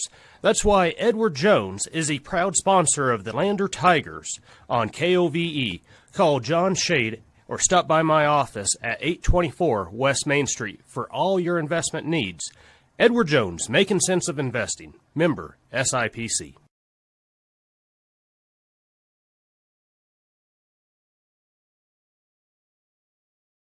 Final playoff coverage continues now on County10.com. No score after one. First play of the second quarter. Blake play action, bootlegs out to the right, finds Dane Cox. Cox hauled it in and picked maybe 6 yards on the reception, so third and manageable for Riverton. Here we go from a 2nd and 7 to about a 3rd and a short 3. Nose of the football at Riverton's own 39-yard line. Trips out to the left side. Blake in the shotgun, sends Larson in motion. Now 4 on the right side. He'll pitch it to Saltzgaver. Hunter across the 35. Now will pick up the first down before he's finally knocked down. Hunter's got 5, needed 3, and the sticks will move. Ball on the 44-yard line. Fresh set of downs for Riverton. Well, not to sound like Captain Obvious here if you're a Riverton fan, but I'll say this all night, probably a long sustained clock-eating drive with points. Sounds perfect right now. You're going to keep this high-powered Star Valley offense off the field, keep moving the chains, keep moving the clock. Bunch formation. Larson goes wide to the right side. Blake play action on the move. Blake's going to tuck it and go now. He's smothered by a couple of Star Valley Braves. Picks up 1 or 2 and then gets hit hard. Able to bounce up after the gain of 2. Gain of 2 makes it 2nd down and 8. Mason Pack was the guy that flew in there from a defensive end spot. Andrew Taylor and I got to tell you, I like full transparency in my broadcasts. The Star Valley roster is at least 2 times the size of Riverton because they've got that many kids, and the font is like size 6, and it is dark here, so me trying to find names is going to take an extra few minutes here. Blake fields a snap nicely, now sets his feet, throws up a 50-50 ball that goes incomplete. Wanted Jackson Larson, and it's knocked away by Bryson Neild. Hayden Morgan with the pass defense. Gattenbein gambled after his snap was high, and again, we mentioned this in the Porter's Tailgate show, but worth re-emphasizing, Tyree Harris is the center. He has not played center. He is filling in for Daniel Clausen, and how about a huge shout-out to Daniel Clausen, who broke his hand in the 3rd quarter of that Powell game and played the entire way through it. That is some grit. Speaking of grit, Wolverines facing a 3rd and 8. Blake in the shotgun, empty set, flares it looking for Larson. It's well over his head, incomplete. Might have got caught up there in that breeze and sails past Jackson's head. Riverton will send the punt unit out, which is Blake Gattenbein, who drops back. We've seen the punt formation once, and it was a fake that was successful. Travis Thompson, Bryson Neild back deep for the Braves. Snap to Gattenbein. He will punt it this time. It's a end over end. Nice punt. Fielded by Thompson at the 17. Thompson got a little bit of space, tried to make a guy miss, dances around the 25, and is finally tackled backward. Braves will take over 1st and 10 from their own 24. Hunter Riemann and Paxton Yates down the field making the tackle. 9:31 remaining 2nd quarter. And there is no score on the Fremont Chevrolet scoreboard. Score from Douglas right now. Cody's on top of the Bearcats, 28-0 after the 1st quarter.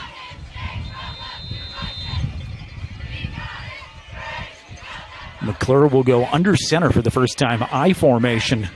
Send Bryson in motion. Give it to the 2nd man through in the I formation. That's Thompson. Big lumbering running back. Has a nice healthy gain of close to 10. They're going to give him a first down, so he did get the 10. Grant Thompson, the leading ball carrier this season for the Braves, although they've got 5 or 6 guys in the backfield who have ran it really nicely this year. He's also one of the leading point getters defensively for Star Valley.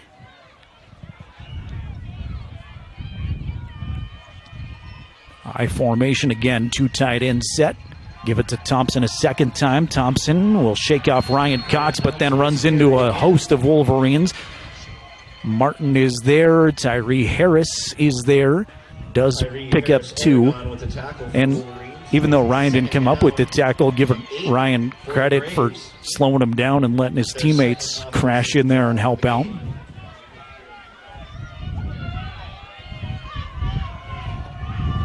Smith drops back to the shotgun this time.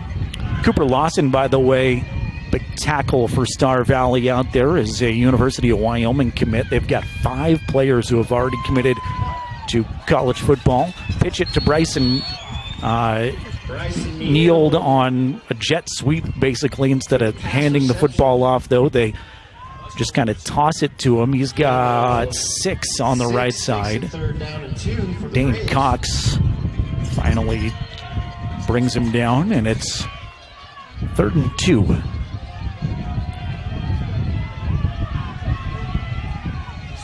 Shotgun formation for McClure. Give it to Thompson. Thompson's got a big hole on the right side. 1st down and more. He's into Wolverine territory. Blockers in front. He could go 30, 20, 15, 10, 5. All alone. Touchdown, Star Valley. Thompson had his hands outstretched the last 10 yards or so, not really protecting the football, but it didn't matter. He still gallops to the end zone. Fight song plays for the first time. Touchdown, Star Valley.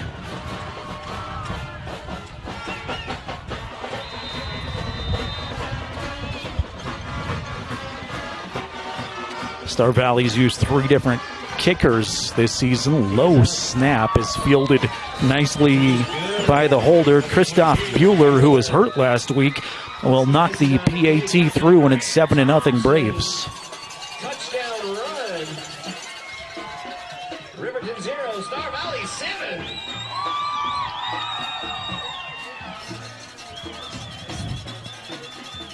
So with 7:40 remaining second quarter, the Fremont Chevrolet scoreboard moves for the first time, and it's Star Valley 7, Riverton 0.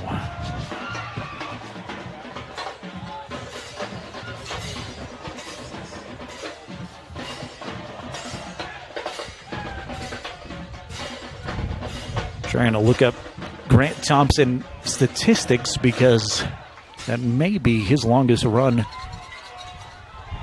of the season. It is. His longest run coming into this was 54.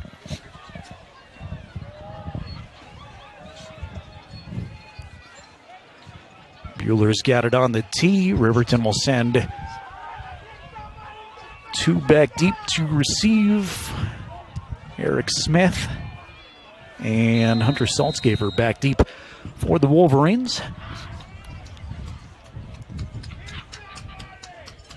Short kick. Saltzgaver is going to run up and field it at the 20.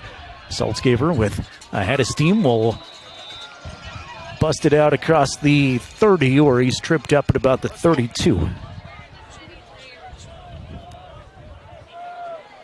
Star Valley on the Fremont Chevy scoreboard first. Touchdown run from Grant Thompson, and it's 7-0 Braves with 7:35 remaining second quarter. Out to the 33-yard line. 1st and 10 for Riverton. 7:35 left in the first half.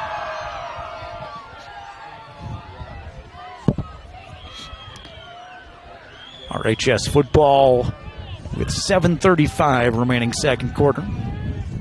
Larson sets up in the backfield this time. They'll pitch it to Jackson, who gives it on a reverse to Saltzgaver. Saltzgaver's got some space on the right side if he can turn it forward. Does, but by the time he could get his momentum going forward, Cooper Lancaster and Roman Erickson are there. Pickup of 3 ultimately. Peyton Morgan with the tackle. maybe give him 4. Gain of 3 makes it 2nd down and 7. Ball is out to the 41-yard line. We'll call it 2nd and 7. We've played 5 minutes of second quarter football, 7-0 Braves. Jared Anderson, Jason Peterson with you, high atop the press box. This is my second game on a roof, I think. We did Powell on a roof. Screen pass for Peyton Larson is incomplete. Play looked not very well organized from the start, and throw was low, almost like Blake was just trying to get it into the ground for the incompletion.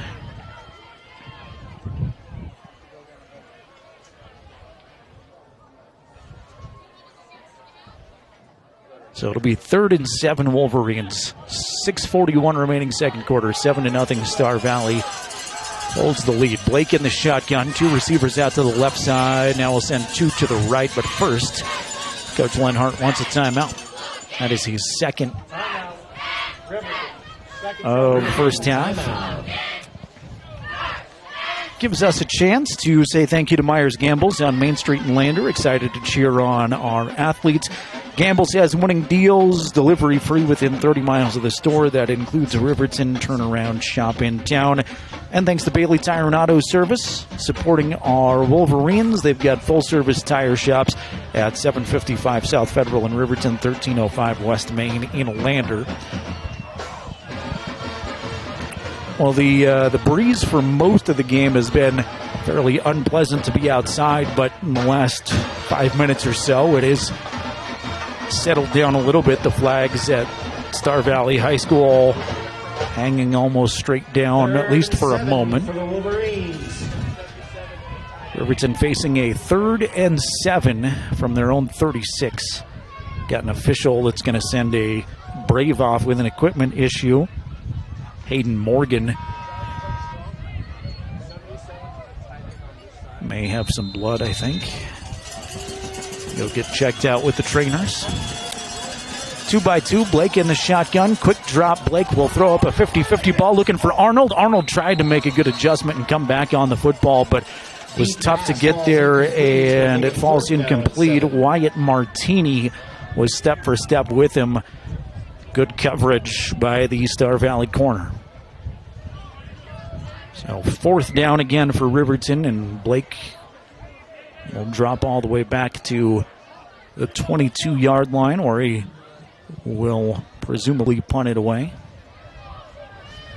Thompson and Neild back deep to receive for Star Valley High School. Wobbler punt that will bounce at the 30. Take a Riverton favorite bounce nicely all the way down to the 22, where it will finally be downed. Good punt there from Blake. That is a net from where he actually kicked the football to where it ended up of 50 yards.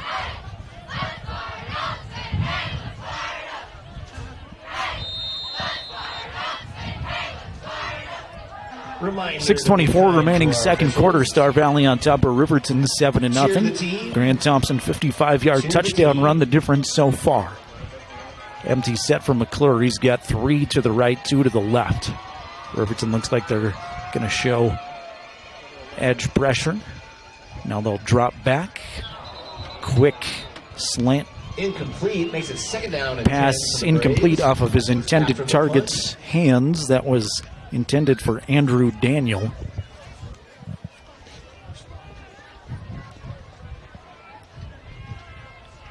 Second and 10 Braves.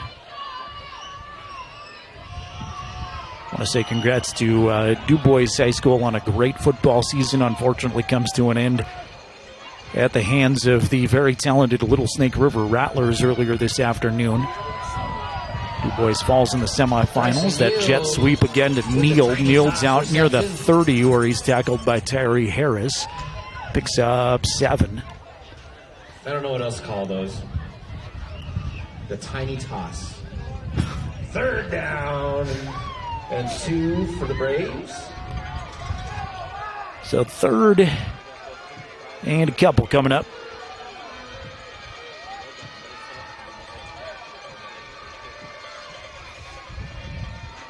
give it to Neild again on the toss. Neild's got a lot of room. Neild's off to the races into Riverton territory. The 30, the 20, the 10. A 70-yard Star Valley touchdown. That jet sweep. Neild just gets right through Riverton's first, second, and third level and may have had a fingertip on him initially, but pretty much untouched for 70 yards. Touchdown Star Valley. Big play from Bryson Neild to the house. 70 yards out, 5:35 remaining, and Bueller's on for another extra point.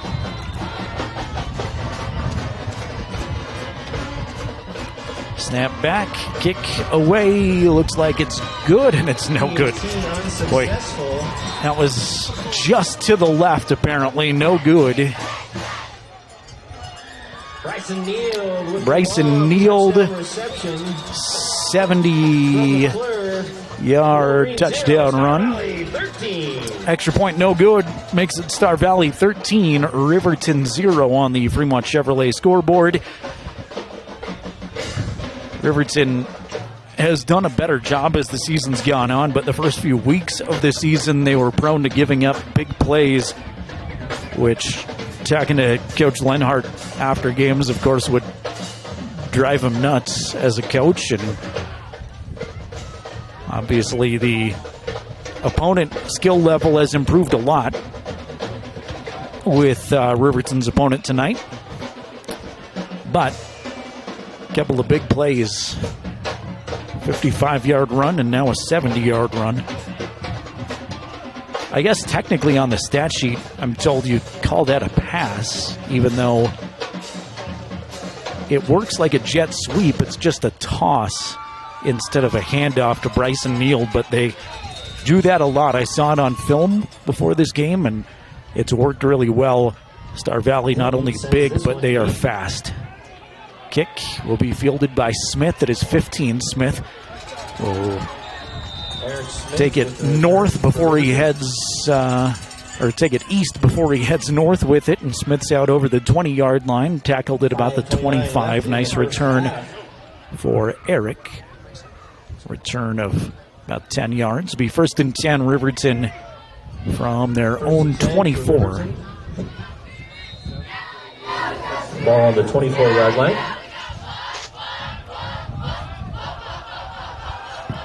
.529 remaining second quarter. 13-0, Star Valley out in front. Fremont Chevrolet scoreboard. Gettenbein dances around. Now he's going to tuck it and go under a lot of pressure. Gettenbein fights to get back to the original line of scrimmage, and that's exactly where he's tackled. Blake, I think, wanted to throw, danced around a little bit, had a couple of guys in his pocket, and then just tried to prevent a loss, and he does get back to the 24.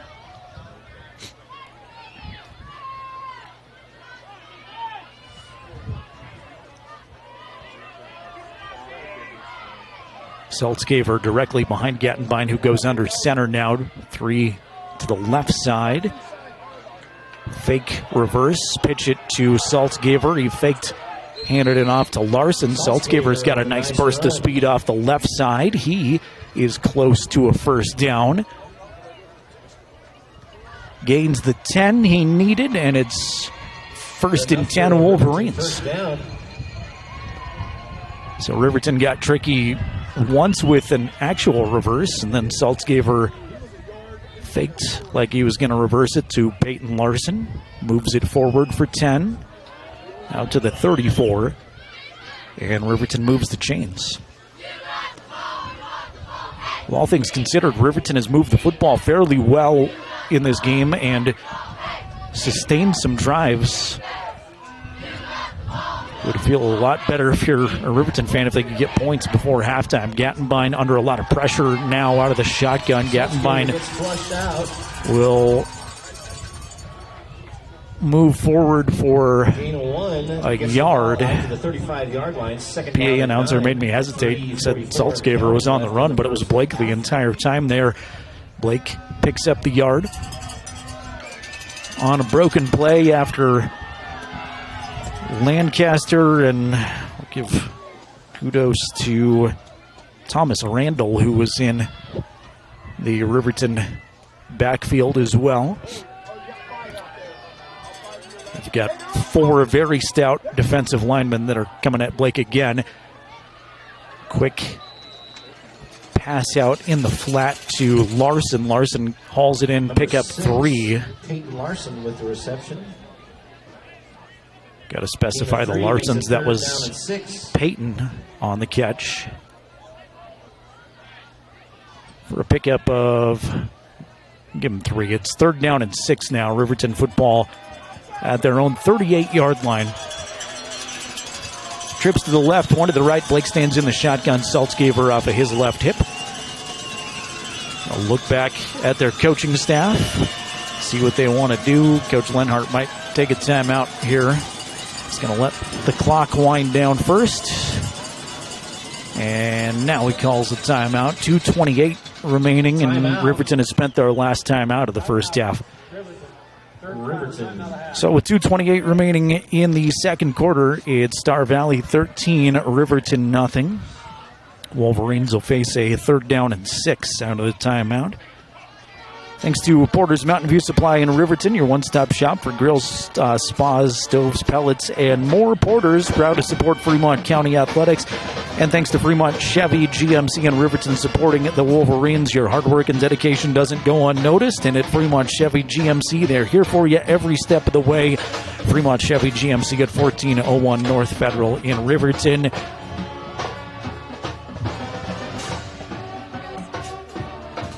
I want to say hello to our good friends, the Thorpe family, Trish and James, along with us on our County 10 YouTube chat.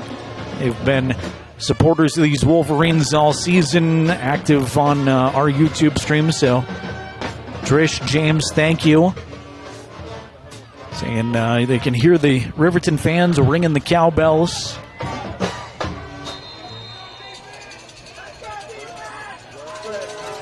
Blake stands in the shotgun, 2x2. He'll empty the backfield, now send Larson out to the left side. 5 receiving targets. Gattenbein well protected. Looks across the middle to Larson. He's got it. He's into Star Valley territory. Larson is almost picked up and dropped to the turf. No flag.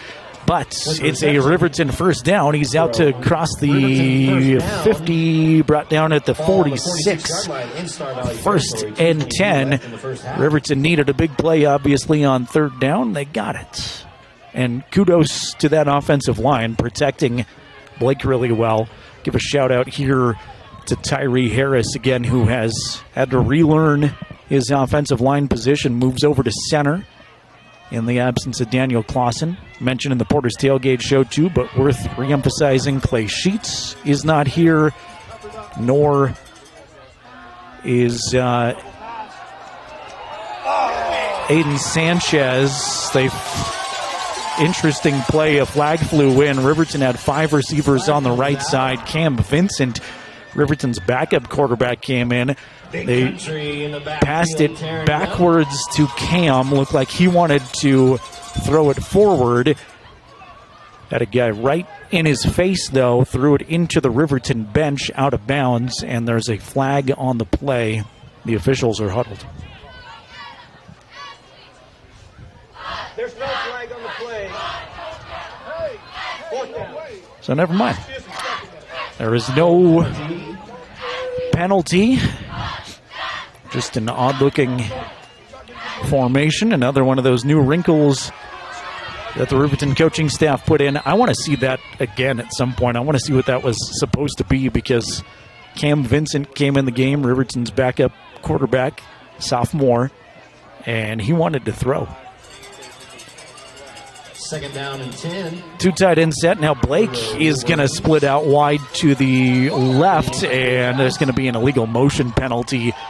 Riverton trying to get all kinds of trickiness, and unfortunately not set there. They're going to back him up 5. Gattenbein was under center and then came in motion all the way out to the left side. Saltzgaver, I think, was going to take the snap out of his running back spot.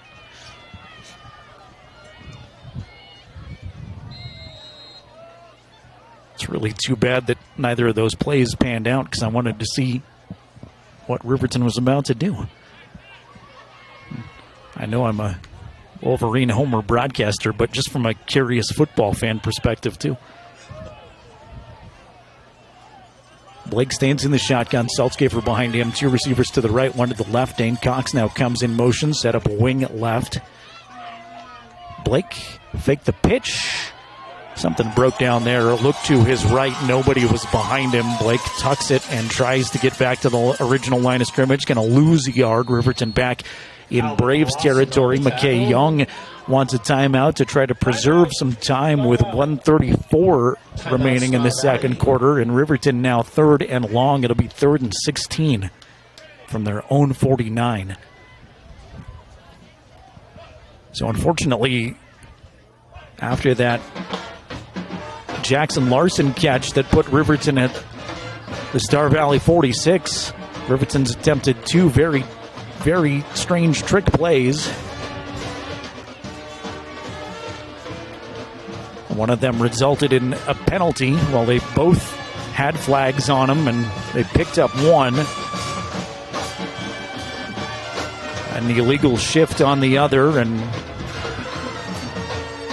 whatever that last play was going to be didn't pan out as Blake looked to maybe pitch it or maybe fake pitch it, but there was not a running back behind him, and then he just tucked it and was immediately swarmed by a couple of those big Brave linemen. Braves have 4 defensive linemen again. Riverton facing a 3rd and 16 from their own 49. Gattenbein in the shotgun, trips out to the left side, give it to Saltzgaver on a delay. Saltzgaver loses a yard. Lawson is in there again. That big Cooper Lawson, and timeout Star Valley. That's their last timeout. They're going to preserve as much clock as they can for their offense. 1:25 remaining in the second quarter. Riverton looking at a 4th and 17.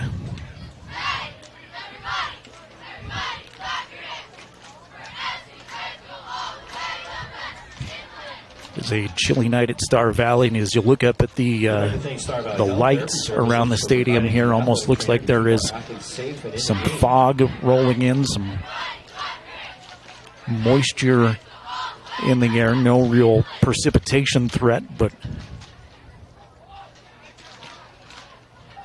got a steady breeze most of the night, too, that is finally dying down here in the second quarter.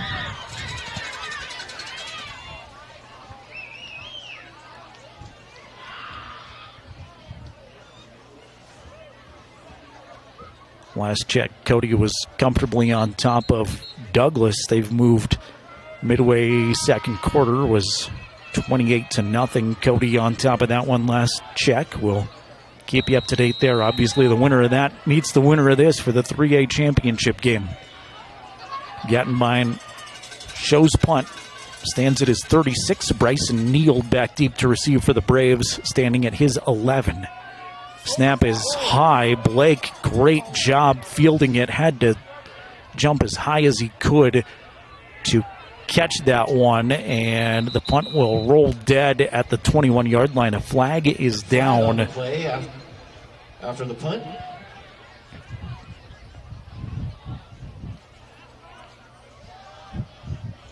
Every time I speculate, I'm wrong, it feels like, but based on where that's thrown, I'm going to say it's on Riverton. See if we can mic the ref up.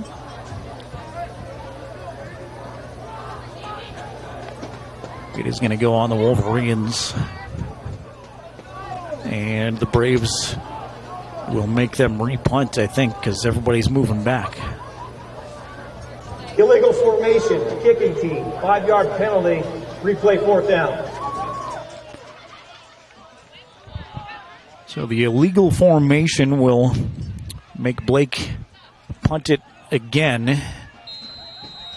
And again, Blake did a great job fielding the long snap that looked like it was going to go over his head last time. So we'll see if this one's a little bit better. It is. Blake gets it away. Another nice punt. Neal's going to be able to field this one, though. Neal across the 30, steps out of bounds at about the 36. Offense 108 left in the first half. So ultimately, the re-kick will give Star Valley about 14 yards back from where they would have had it on the first punt. So it works out well for Coach Young and Star Valley. They'll have it 1st and 10 from their own 36 with 1:08 remaining second quarter. 2-by-2 they go. McClure has Thompson to his left side. Thompson goes into protect mode. McClure will throw it complete to Roman Erickson. Erickson's into Riverton territory along the Riverton sideline. Steps out of bounds at the 45. That is a well-executed play that only burns 6 seconds. Steps right out of bounds, and he is at the Riverton 45. Hurry-up offense despite the clock being stopped here from Star Valley. 2-by-2 they go again. Thompson on the left side. McClure under a little bit of pressure, goes across the middle, has another target. Nice job hanging in the pocket. Taking a hit that time, Smith McClure. Tayson Tittenser hauls it in, and as the chain's set, the clock will move here. Pass was in the middle of the field, but Star Valley's out to the Riverton 28 already. McClure plants at the 35, fades to the end zone. That goes to nobody. Caden Arnold almost had an opportunity to make a play, but it goes over his head, incomplete. Stops the clock. Star Valley will look to their coaching staff, get the play in. They've got those wristbands on that everybody checks. No real need to huddle even though the clock stopped. 2nd and 10 from the Riverton 28-yard line, 42 seconds in the second quarter. Star Valley on top of the Fremont Chevy scoreboard, 13-0. Give it to Neild on that jet sweep toss. Neild cuts it inside the 20, the 10, the 5 is tackled at the 2. A touchdown saving tackle by Jackson Larson for now. Ball on the 1-yard line, 1st and goal. They will spike the football. 30.3 left in the first half. 30 seconds still remaining. I don't know. I mean, Coach Young knows a lot better than me, but with 30 seconds remaining, I don't know that you necessarily have to clock that between the 2 and the 1. But if you intend to run it here and you don't get it, then 1st and goal. they certainly want more time. You don't want that to expire. And with 3 tries at it, potentially. I formation. McClure will pitch it to Thompson, who barrels across the goal line. He is in from 2 yards out. Touchdown, Braves. PAT pending. It's 19-0 Star Valley.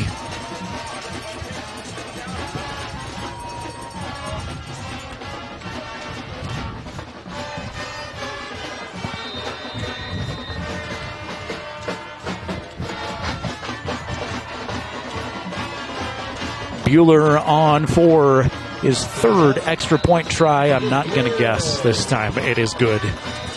20-0. I swear every time I've said it looks good this season, it is no good. And the one I feel most awful about was at the end of the Powell game in regulation. From my vantage point, I really thought Hunter's kick was good. Looking back at it, it was wide left.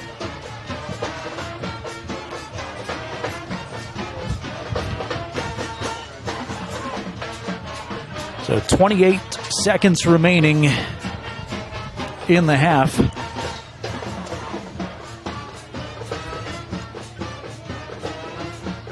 And Star Valley strikes again quickly that time. The hurry-up 2-minute drill offense really beneficial for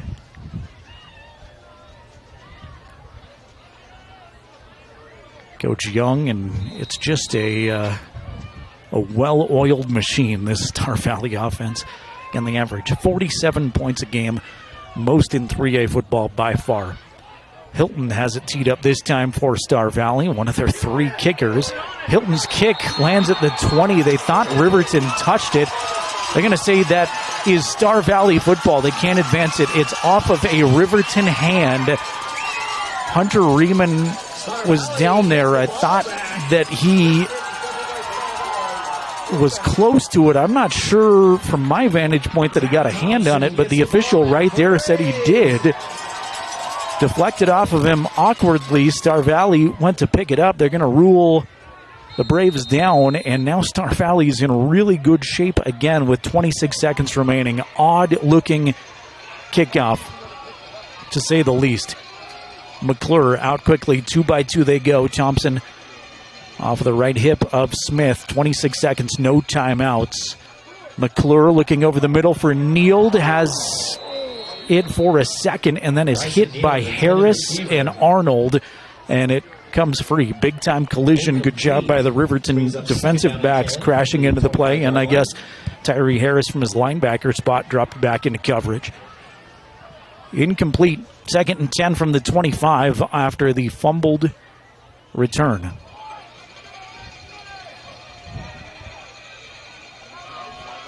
There's a big opportunity for Star Valley to really pile it on before halftime, unfortunately for Riverton.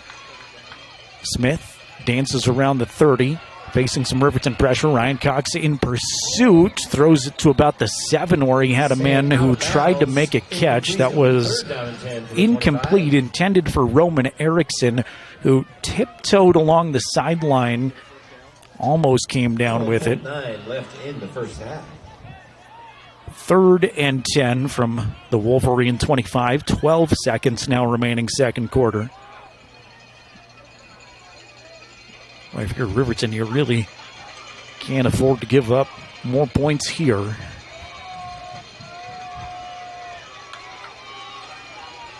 Star Valley is very confused on this formation. Now they finally come set. 3 on the right side. McClure still looking around. Now the snap to McClure. McClure is going to run with it. He is across the 20. Nobody home in Riverton's secondary. McClure steps out of bounds at the 6. First down Braves with 6 seconds remaining. That was a broken play. Very confused. McClure just tucked it and went, and there was nobody in pursuit for a long time for Riverton. So 6 seconds remaining. Smith McClure going to come back out there. You're thinking field goal as an option here. You want to get this away real quick from the 6-yard line. McClure in the shotgun, 2 tight ends. Low snap, comes down to get it on a slant to Neild. It's caught, touchdown Braves. Bryson Neild ran a perfect slant route. Star Valley scores for a second time in the final 30 seconds of the second quarter. Bueller on for the PAT.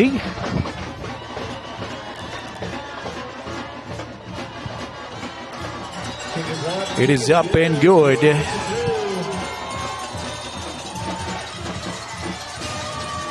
So now with 3 seconds remaining in the half, your Fremont Chevrolet scoreboard goes Star Valley 27, Riverton 0. Apologize for the lagginess on the scoreboard there. I've got a frozen computer that finally updated. Below freezing temperatures out here, I'm afraid, may be impacting things. I've had a frozen computer. I don't know if I've ever had a literal frozen computer, but that is possible tonight.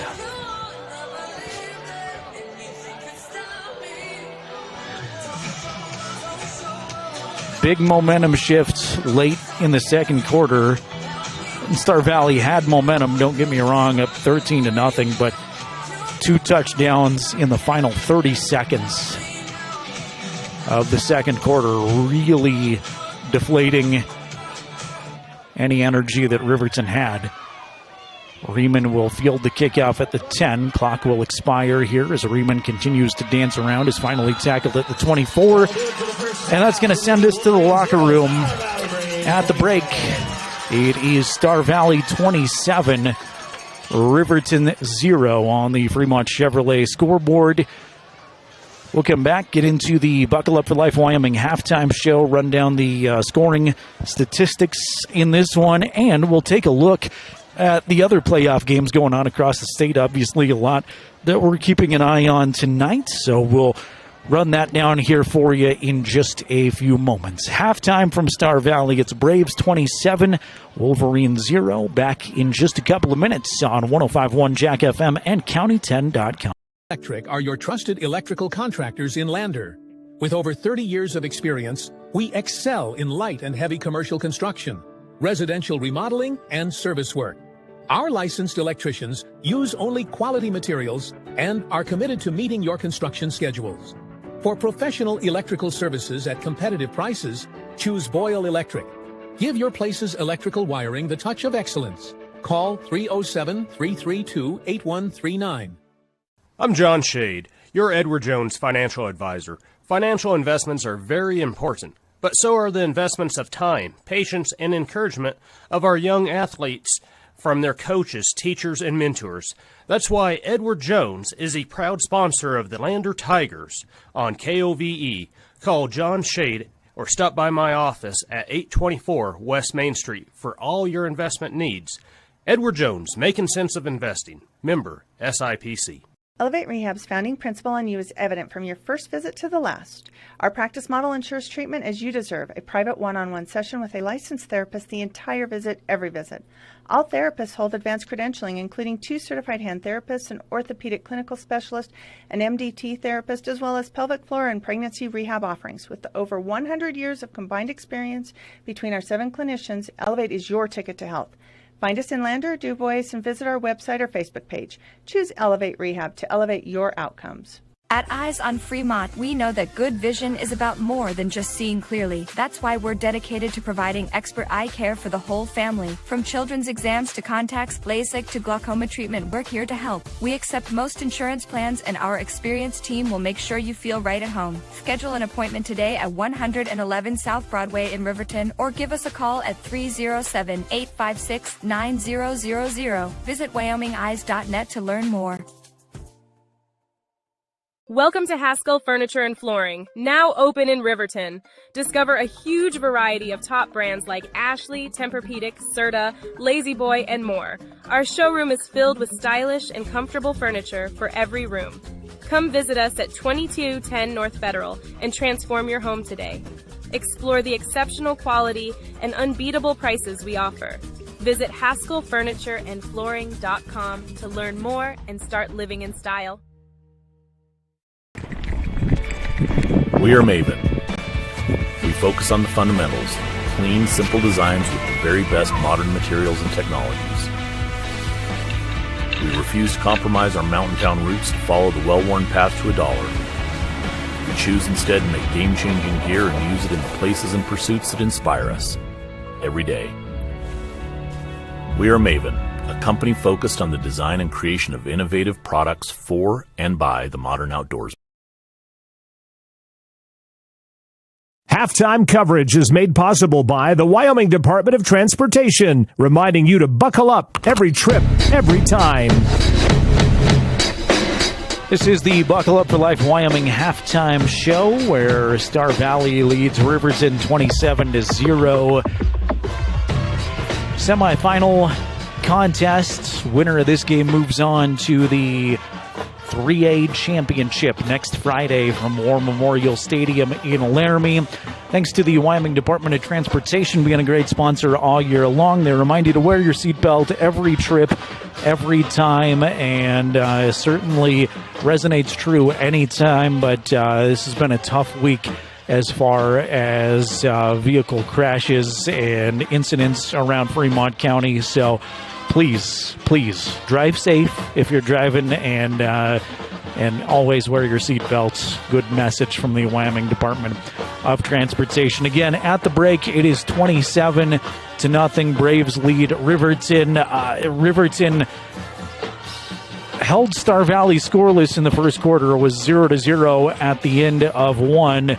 Braves scored those 27 points all in the second quarter. At the 7:40 mark, Grant Thompson took the ball 55 yards to the end zone on basically just a dive play, an inside handoff to Grant Thompson, 55-yard touchdown run to the house.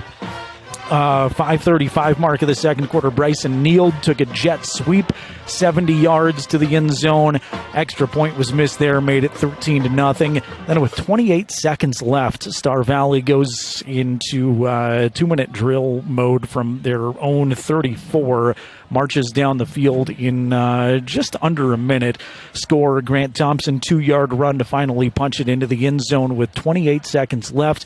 Unfortunately, Riverton fumbled. The recovery was set up at the Riverton 25-yard line there for Star Valley with 3 seconds remaining in the half. It was Bryson Neal from 6 yards out on a slant pattern with the touchdown catch, making it 27-0. So Star Valley out in front of the Wolverines here, and all things considered, a good first quarter for Riverton. They had a couple of long sustained drives. Unfortunately, were unable to put up any points. They missed a 37-yard field goal attempt, but no points. Unfortunately, not going to be good enough against this Star Valley team. They've got to come out and have, by far, their best second half of the season if they're going to compete and have a chance in this one. That's an obvious statement. To be fair, though, and optimistic from a Riverton fan point of view, Riverton has played a lot better in second halves this season. Flashback to the Powell game just a week ago, it was 20-0 at halftime. Riverton came back. With all due respect to a very good Powell team, this Star Valley team is much better on paper. They've got 23 seniors.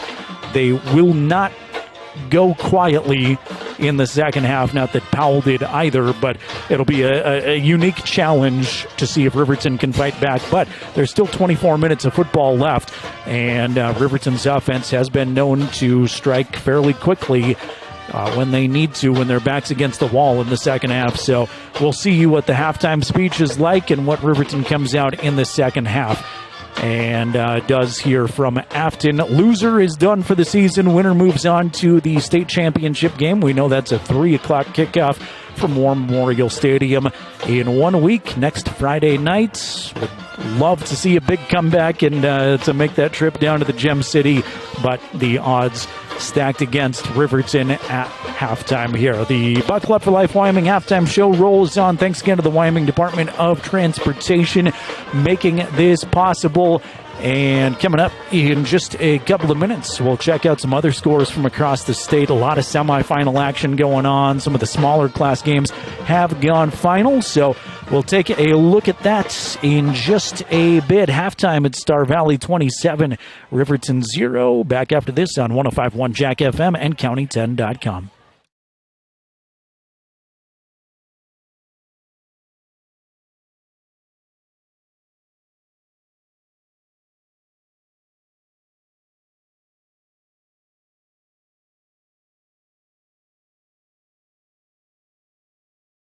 Fremont Chevrolet GMC Riverton, where we exceed your expectations and deliver the best service possible.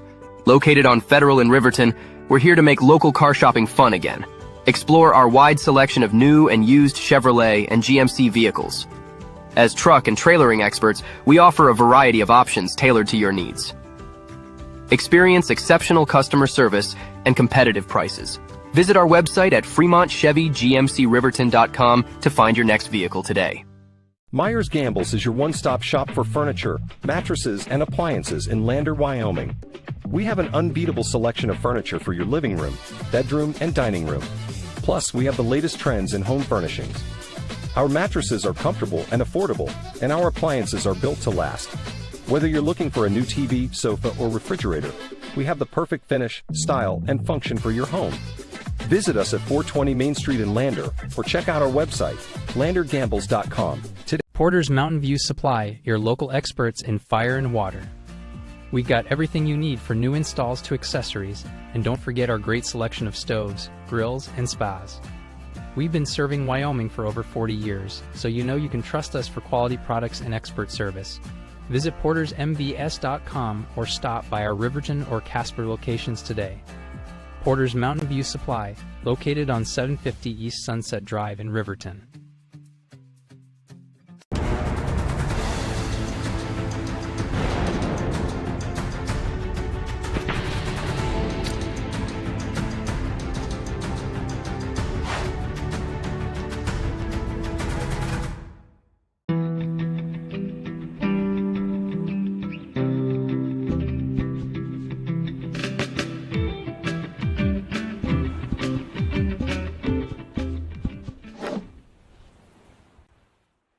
Are here. Here's the voice of Riverton Sports, Jared Anderson. Halftime rolls on. This is the Buckle Up for Life Wyoming halftime show. Thanks to the Wyoming Department of Transportation. Star Valley on top of Riverton at the break, 27-0. Let's take a look at some of the other semifinal scores from across the state. Thanks to wyopreps.com. How about this in six-man football?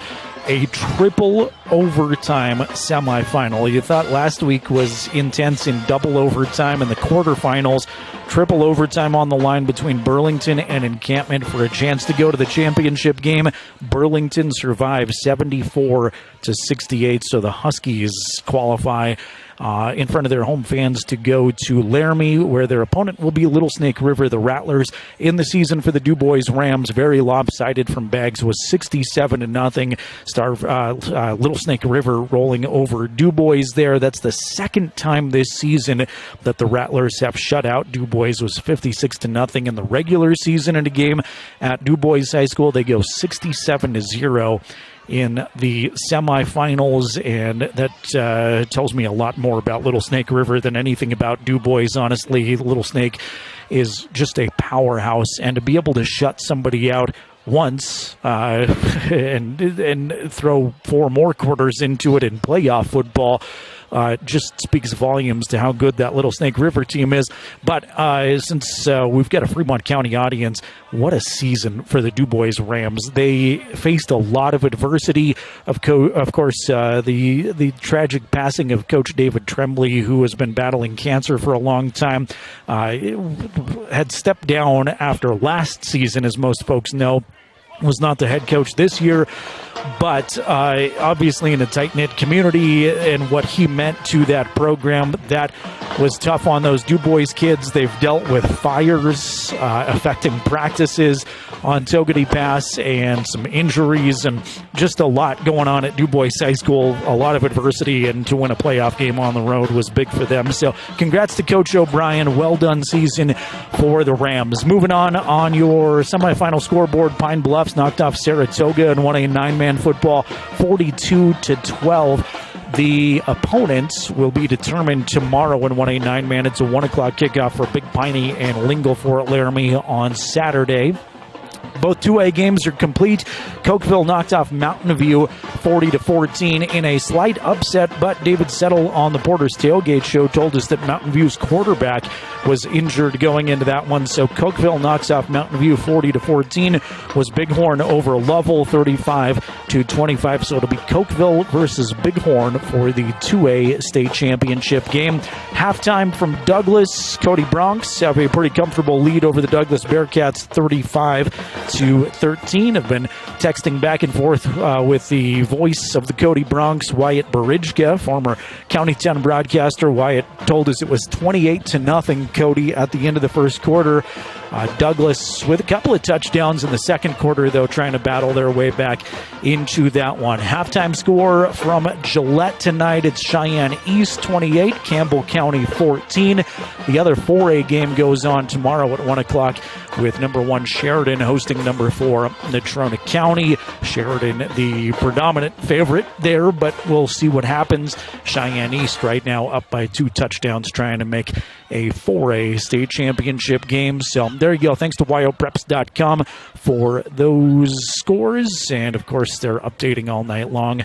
You can find that on their website right now.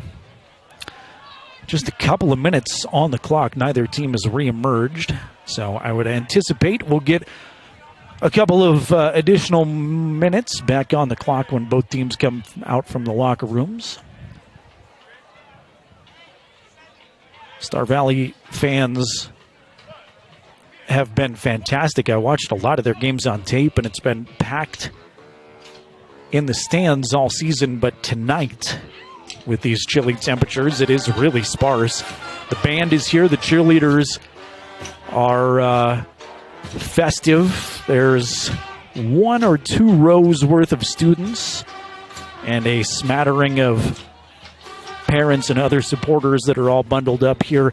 Meanwhile, on the far side of the field, Riverton fans traveled very well. They've got half of the opposing bleachers filled over there.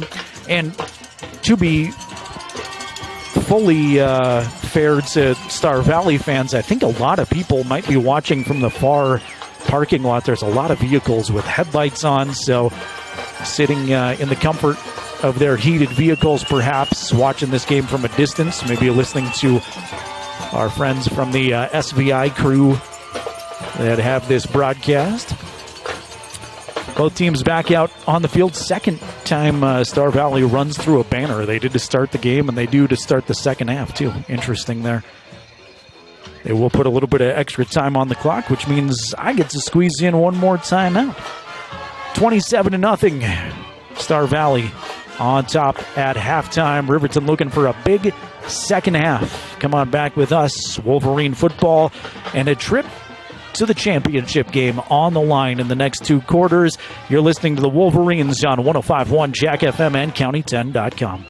Kane and Associates CPAs, we serve clients across Fremont County and beyond with top-tier accounting services. From individual taxes to business consulting, our creative and precise team offers tax management, estate planning, and more.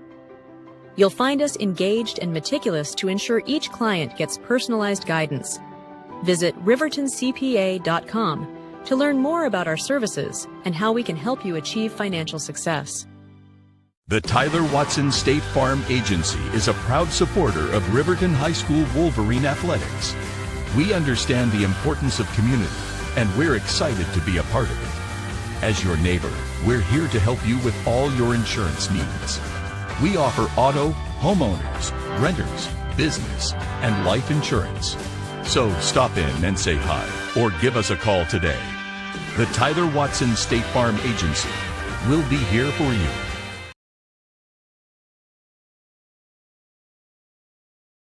Let's go.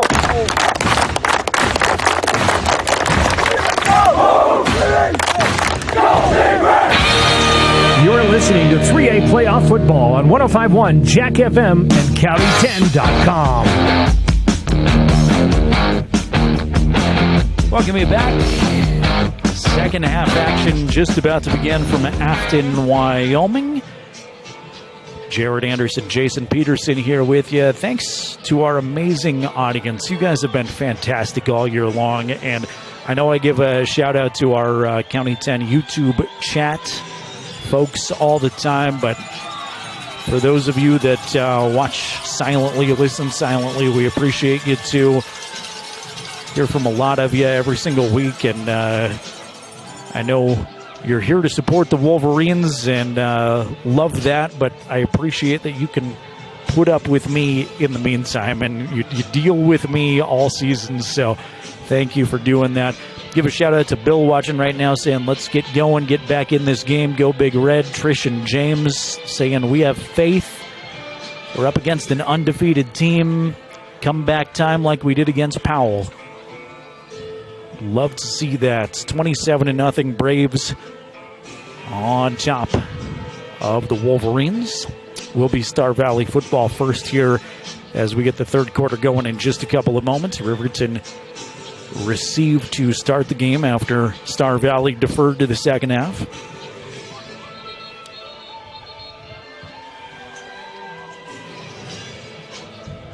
It's been a fun season of Wolverine football, and obviously would love one more opportunity to do a game, but 5 wins in a row for Riverton. Started the season back in late August, which feels like a lifetime ago right now.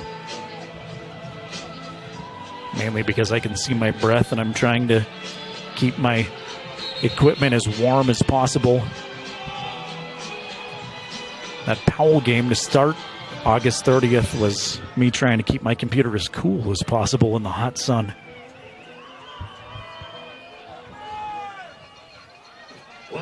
Saltzgaber's got it teed up.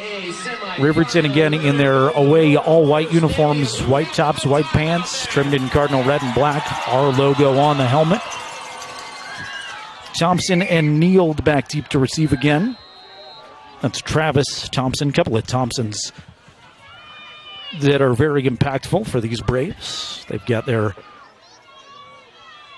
burgundy tops, traditional Star Valley Braves helmet emblem, white pants, red helmets. Saltzgaber's kick is in the end zone, cut by Thompson, but touchback automatically when you field it in the end zone now. So it'll be Braves football, 1st and 10 from their own 20-yard line with a 27-point advantage to start the second half.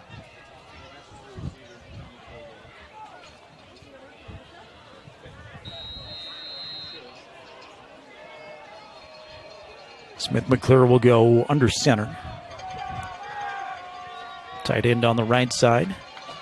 Receiver lines up in the slot on the right side too. Offset I formation behind McClure. One man comes in motion. McClure will hand it to that man on another jet sweep. They'll actually hand it off this time. That's Martini. Martini into the Riverton second level, out across the 40. Finally wrestled down to the turf at the 44. That's a pickup at 24 on the first play of the second quarter. Wyatt Martini.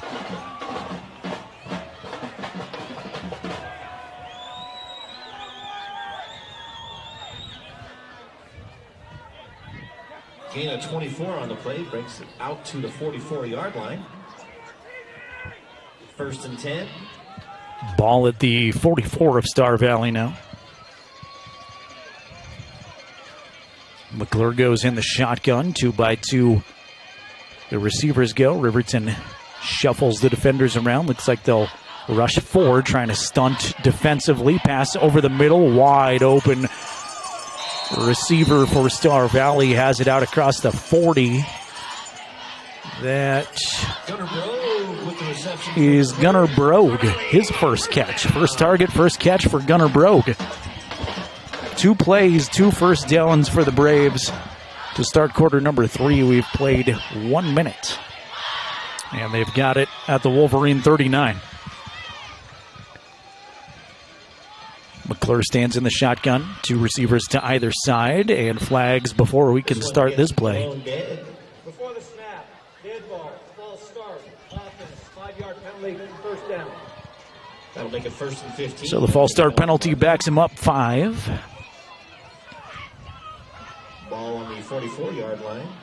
1st and 15. Territory on the opening drive of the second half. My thanks again to Caden Arnold and Ryan Cox joining us on the Porter's Tailgate Show. Fun to catch up with some of the Wolverines all season long on the pregame shows. Trips to the left side this time. Low snap, fielded nicely, but pass is going to go incomplete. Threw it at Travis Thompson's feet. And quickly, it's 2nd and 15 for Star Valley.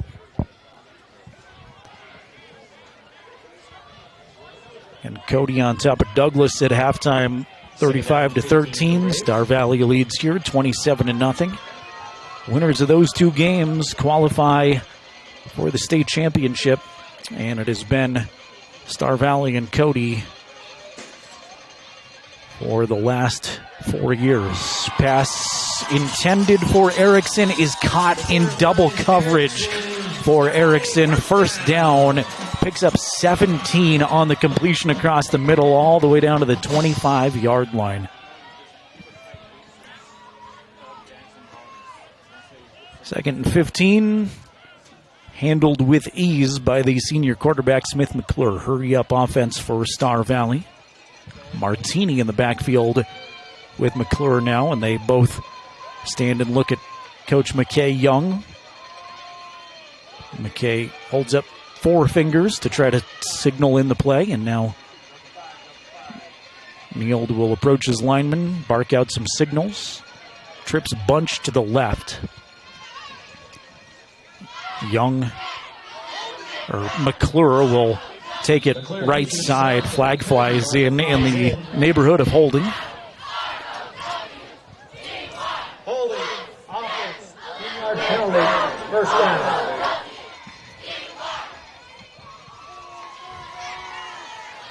Ten-yard penalty. It's going to back the Braves up 10. Ball on the 35-yard line. Back him up to the 35, so it's 1st and 20 now. Trips to the left, one to the right. Smith in the shotgun, Martini to the right of him. 3-step drop. Smith now under pressure. He's got Liebricht on him. Will turn it into a positive, though. Pick up a couple after Liebricht Find some space on the right side. gave chase. Boy, as a defense, it is not helpful when the fastest guy on your team is the quarterback. Smith McClure Second down and eluding the sack, and it was still great effort and a great hustle by Caden Liebricht. But turns that one forward, and we go 2nd and 18. Trips bunched again left side for the Braves. McClure fades to throw at the 40, fires it, has a receiver out to the 21, tackled by Jackson Larson. That's Preston Ross. Ross with his second catch.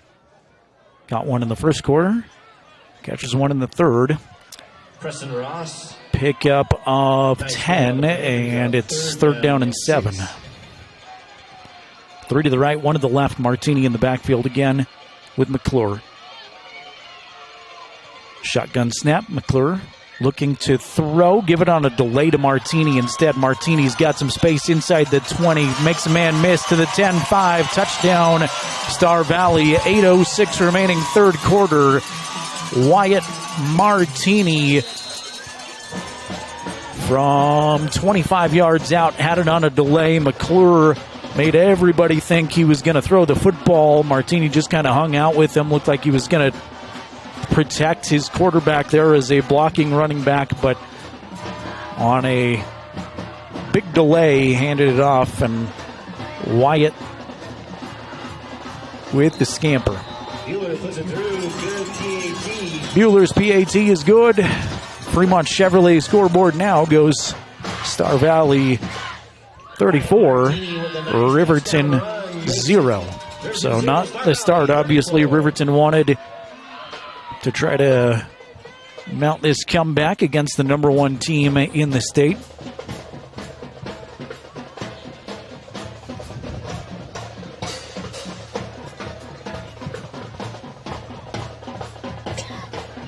I know Riverton fans don't want to hear stats like this, but 19 wins in a row for Star Valley. Last loss was over a calendar year ago, September 8th last year against Sugar Salem, Idaho. Last loss to a Wyoming team. They lost to Cody in October 2022. So over 2 years ago since they've lost to a Wyoming team. And McKay Young, now the winningest coach all time at Star Valley High School. He broke that record last week in a 52-0 win over Riverton. This one's going to bounce past Hunter Riemann into the end zone, touchback.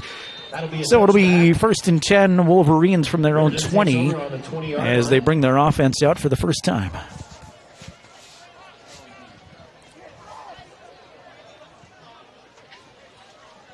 In the second half, that is. Broadcaster got frozen in the cold. Didn't finish my sentence there.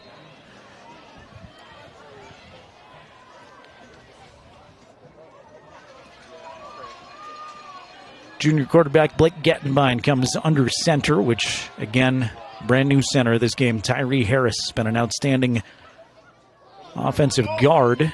Shifts over to that center position after Daniel Clausen broke his hand last week. They're going to pitch it to Saltzgaver. Saltzgaver bounces off the left side, knocked out of bounds after a pickup of 11.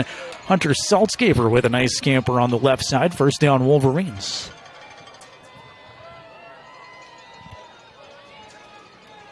Daniel Clausen was fantastic all season. Will be back next year. Broke his hand third quarter of the Powell game and finished the game. That's gritty. Clay Sheets with that collarbone injury is out.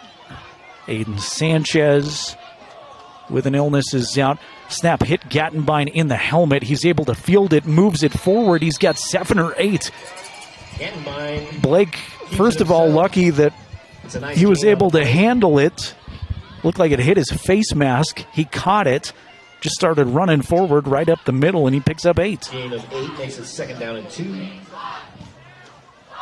Riverton at their own 39, 2nd and 2, 7:35 to play, third quarter at Star Valley, 34, Riverton 0 on the Fremont Chevrolet scoreboard. 2 in the backfield. Gattenbein under center sends Dane Cox in motion from right to left across the formation. Give it to Saltzgaver. Second guy through. Saltzgaver's got a hole up the middle. Saltzgaver met at midfield.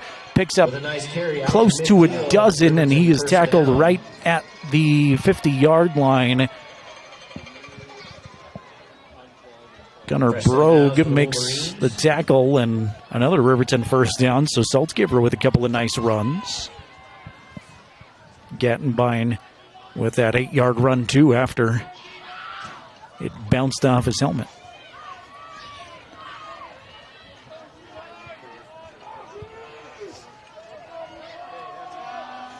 Double tight end set for the Wolverines. They'll go offset I formation. Now Paxton Yates comes in motion, sets up on the left side. Give it to Saltzgaver. Saltzgaver tries to follow him, and a couple of Braves crash into the backfield. Maybe forward progress of a yard, but Grant Thompson not going to allow Hunter to get any more than that. He'll pick up 1, so 2nd and 9 facing Riverton as we near the midway point of the third quarter.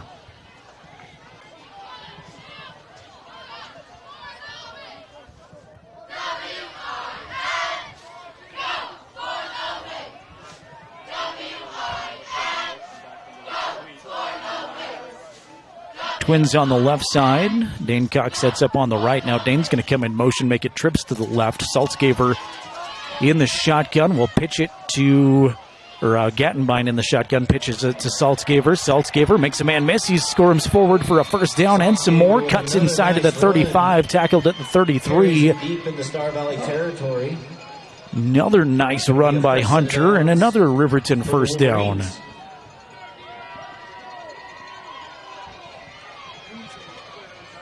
Hunter Saltzgaver, by the way, the WyoPreps.com Male Athlete of the Week, fan-voted award after his fantastic game against Powell. You know he's good when you just expect it every single week, and you do with Hunter. On all sides, special teams, defensive back spot. Officials blow the play dead. Tyree Harris is going to have to come off of the field. Some kind of equipment issue, and now what do you do? Now you're down to your third string snapper.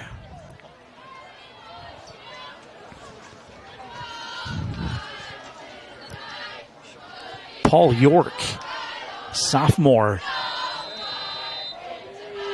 will run onto the field. Hopefully Tyree's okay over there. I think it's just an equipment issue, and Riverton's going to have to burn a timeout. That substitution came out really late, and obviously don't have their normal starting center. Daniel Clausen ready to go. Tyree Harris filling in, and Paul York, the backup center, is going to grab a football and practice some snaps on the sideline here during this timeout.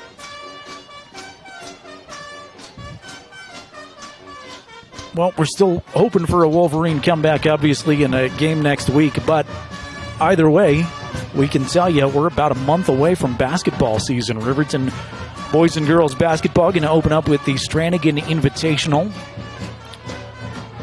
It's the second weekend of December, Thursday, Friday, Saturday. Home opportunity to go check out Coach Bosner and Coach Sheets' squads this year. Looking forward to doing a whole bunch of basketball games, part of County 10's broadcast coverage.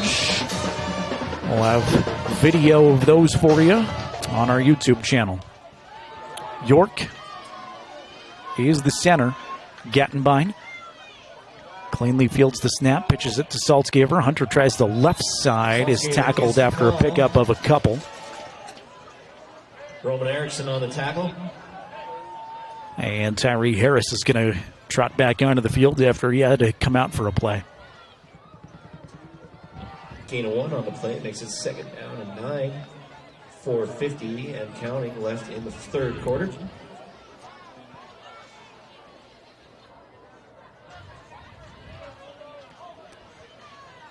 Clock at 4:38. Third quarter action continues to tick. Riverton looking for their first points of the night. Trailing by 34. Blake in the shotgun, 2 receivers to the right side. Gattenbein going to run to the left. Bounces off a 1 tackler, but not 2.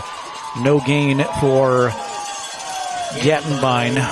Tries to keep it himself. Met by 24, Travis Thompson.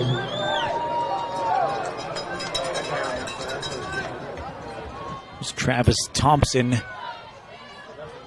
the second guy to make contact with Gattenbein.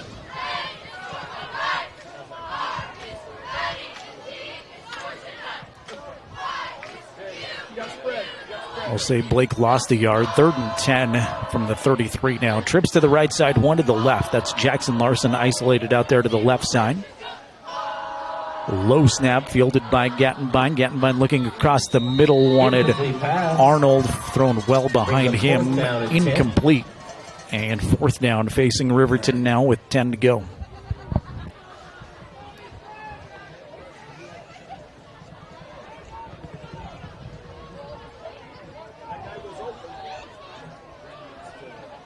Riverton with their offensive personnel out there. Looks like they'll go for it with 3:32 remaining third quarter. 4th and 10. Empty set. Spread formation. 3 to the right, 2 to the left. Gattenbein fades to throw, plants at the 40, sets up a short pass to Larson. It's complete, but he is tackled after a gain of 2. That's not going to get you the 10, unfortunately. There was open for some yards after the catch, and it'll be a turnover on downs. Ball at the 31 of Star Valley with Smith McClure and the Braves ready to take back over.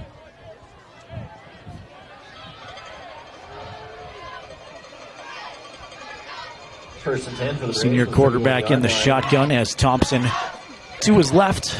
2 tight ends.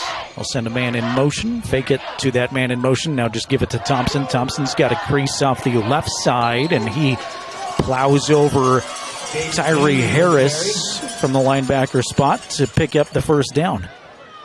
Gain of 11.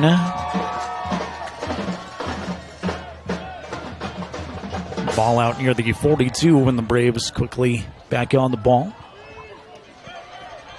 Still 3 minutes remaining third quarter, but Star Valley would love to start chewing up some time here, you would think. Give it to Martini on a misdirection. Martini across the 50 into Riverton territory. Cuts back inside. Finally spun down by a couple of Wolverines at the 41.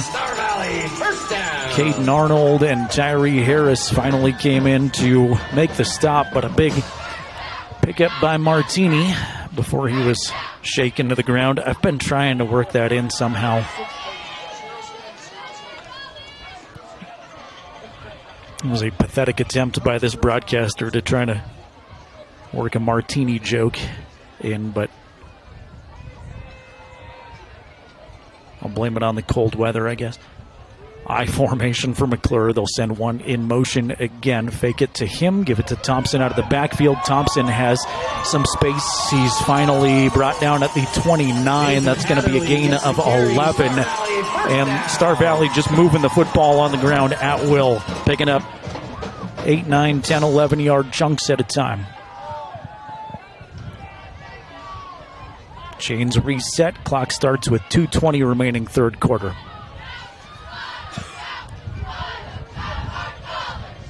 Two tight ends, I formation. One receiver out to the left side now is Gunnar Brogue.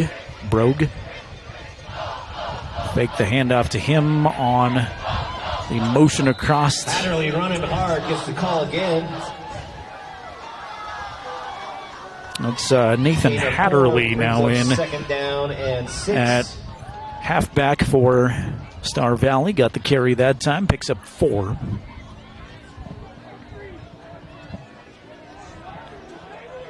.138 to go, third quarter. It's 34-0. Star Valley on top of Riverton, 2nd and 6 from the Wolverine 25. Give it to Hatterley. Coons gets the carry. Oh, that's Coons. Beg your pardon. Coons on the carry. Big collision between he and Braden Martin. Third down and 3. Braden ends up going backward, but is able to wrestle Coons to the turf. Picks up 3 on the carry that time, and Riverton doing a little bit better preventing those large gains on the ground. We'll make it 3rd down and 3. Ball at the Star Valley 22. Star Valley center is out over the football. The rest of the team is in the huddle still for a long time. Finally, the center looks back to see where everybody else is at. McClure comes under the center. Handed on a misdirection to one of his guys in the backfield. Flag comes in. Dane Cox was there to make a nice play. It was Hayden Morgan who finally got that misdirection. 3 guys all coming through at the same time. Holding, offense, 10-yard penalty. Replayed, 3rd down. So the hold will back up Star Valley to the 29, and we'll try 3rd and 10. Ball back to the original line of scrimmage. 2-by-2 the Braves go. Martini stands off the right hip of McClure, who works out of the shotgun. McClure, 3-step drop, plants at the 41, looking over the middle. Ball nearly intercepted. Braden Martin Make it 4th down and Hunter Saltzgaver were in there, but it bounced off of the turf before anybody could come up with it. 4th and 10 from the 29 now, and we'll see what Star Valley opts to do here. 25 seconds remaining in the third with that 34-point advantage.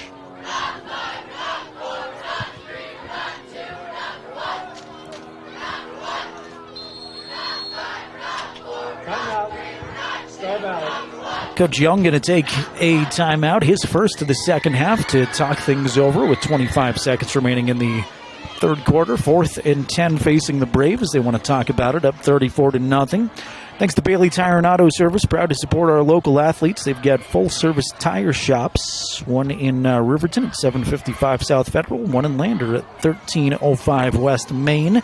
And thanks to Myers Gambles, Main Street and Lander, they're excited to cheer on Fremont County athletes. Gambles has winning deals.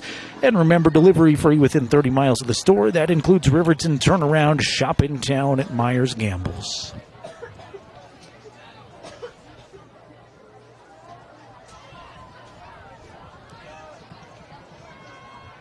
Got a lot of sports to recap for you at county10.com this week. State championship girls swimming happening at Cheyenne East High School. Several Lady Wolverines qualifying. Keep an eye on that tomorrow for the finals. Lander ladies won another state championship today in the 3A class. State championship volleyball in Casper. Shoshone, the lone county representative there.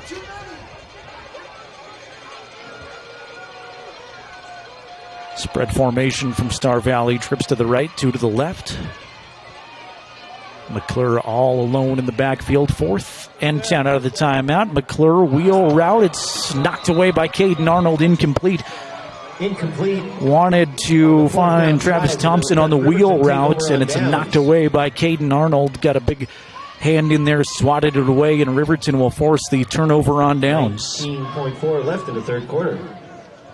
19 seconds remaining, third quarter. Riverton takes the football back, 1st and 10 from their own 29.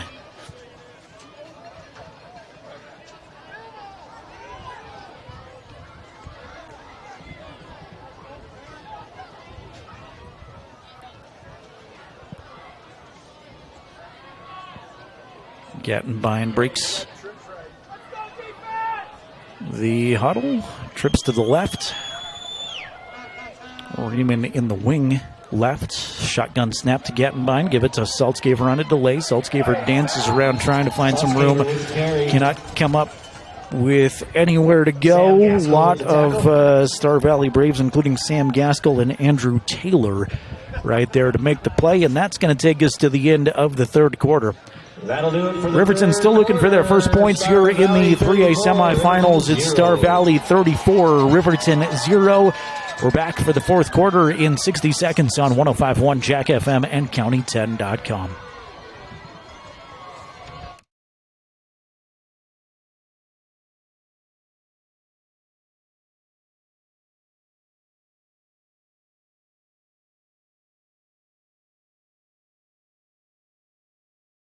Myers Gambles is your one-stop shop for furniture, mattresses, and appliances in Lander, Wyoming.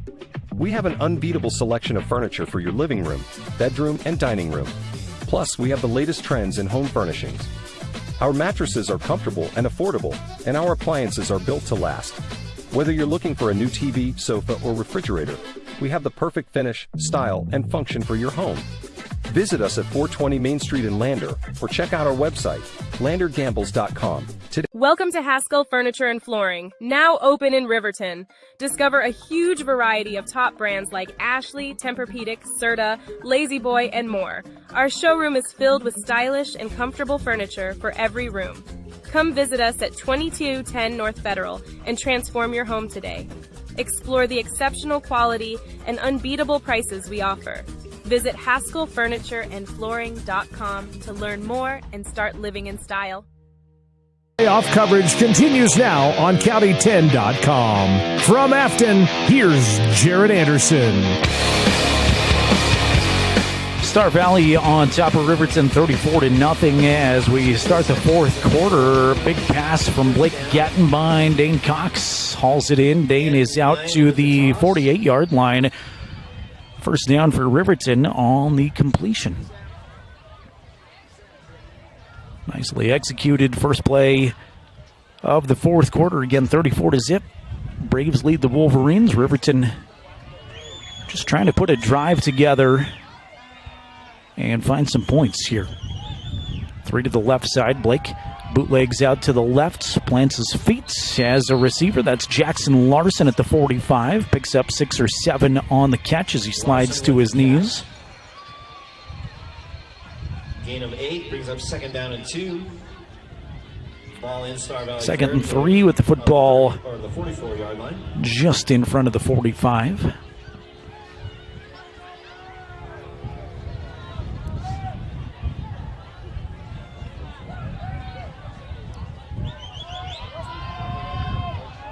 Blake goes under center.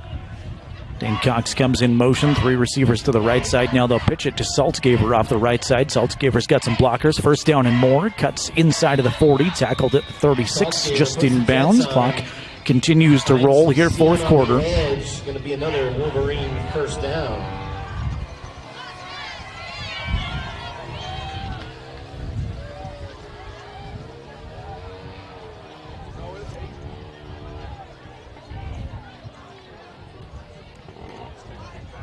Fresh set of downs for the Wolverines from the Braves 35. First and 10 from the 35-yard line. Riverton marching.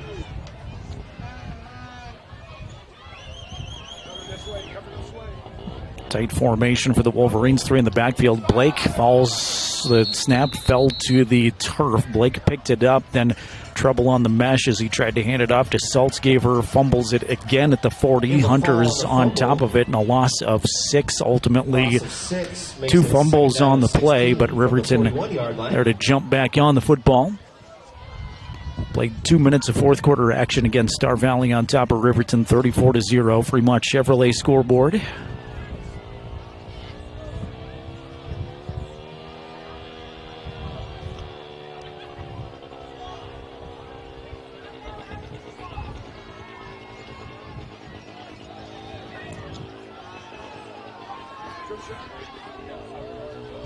Three to the right side as Gattenbein stands in the shotgun.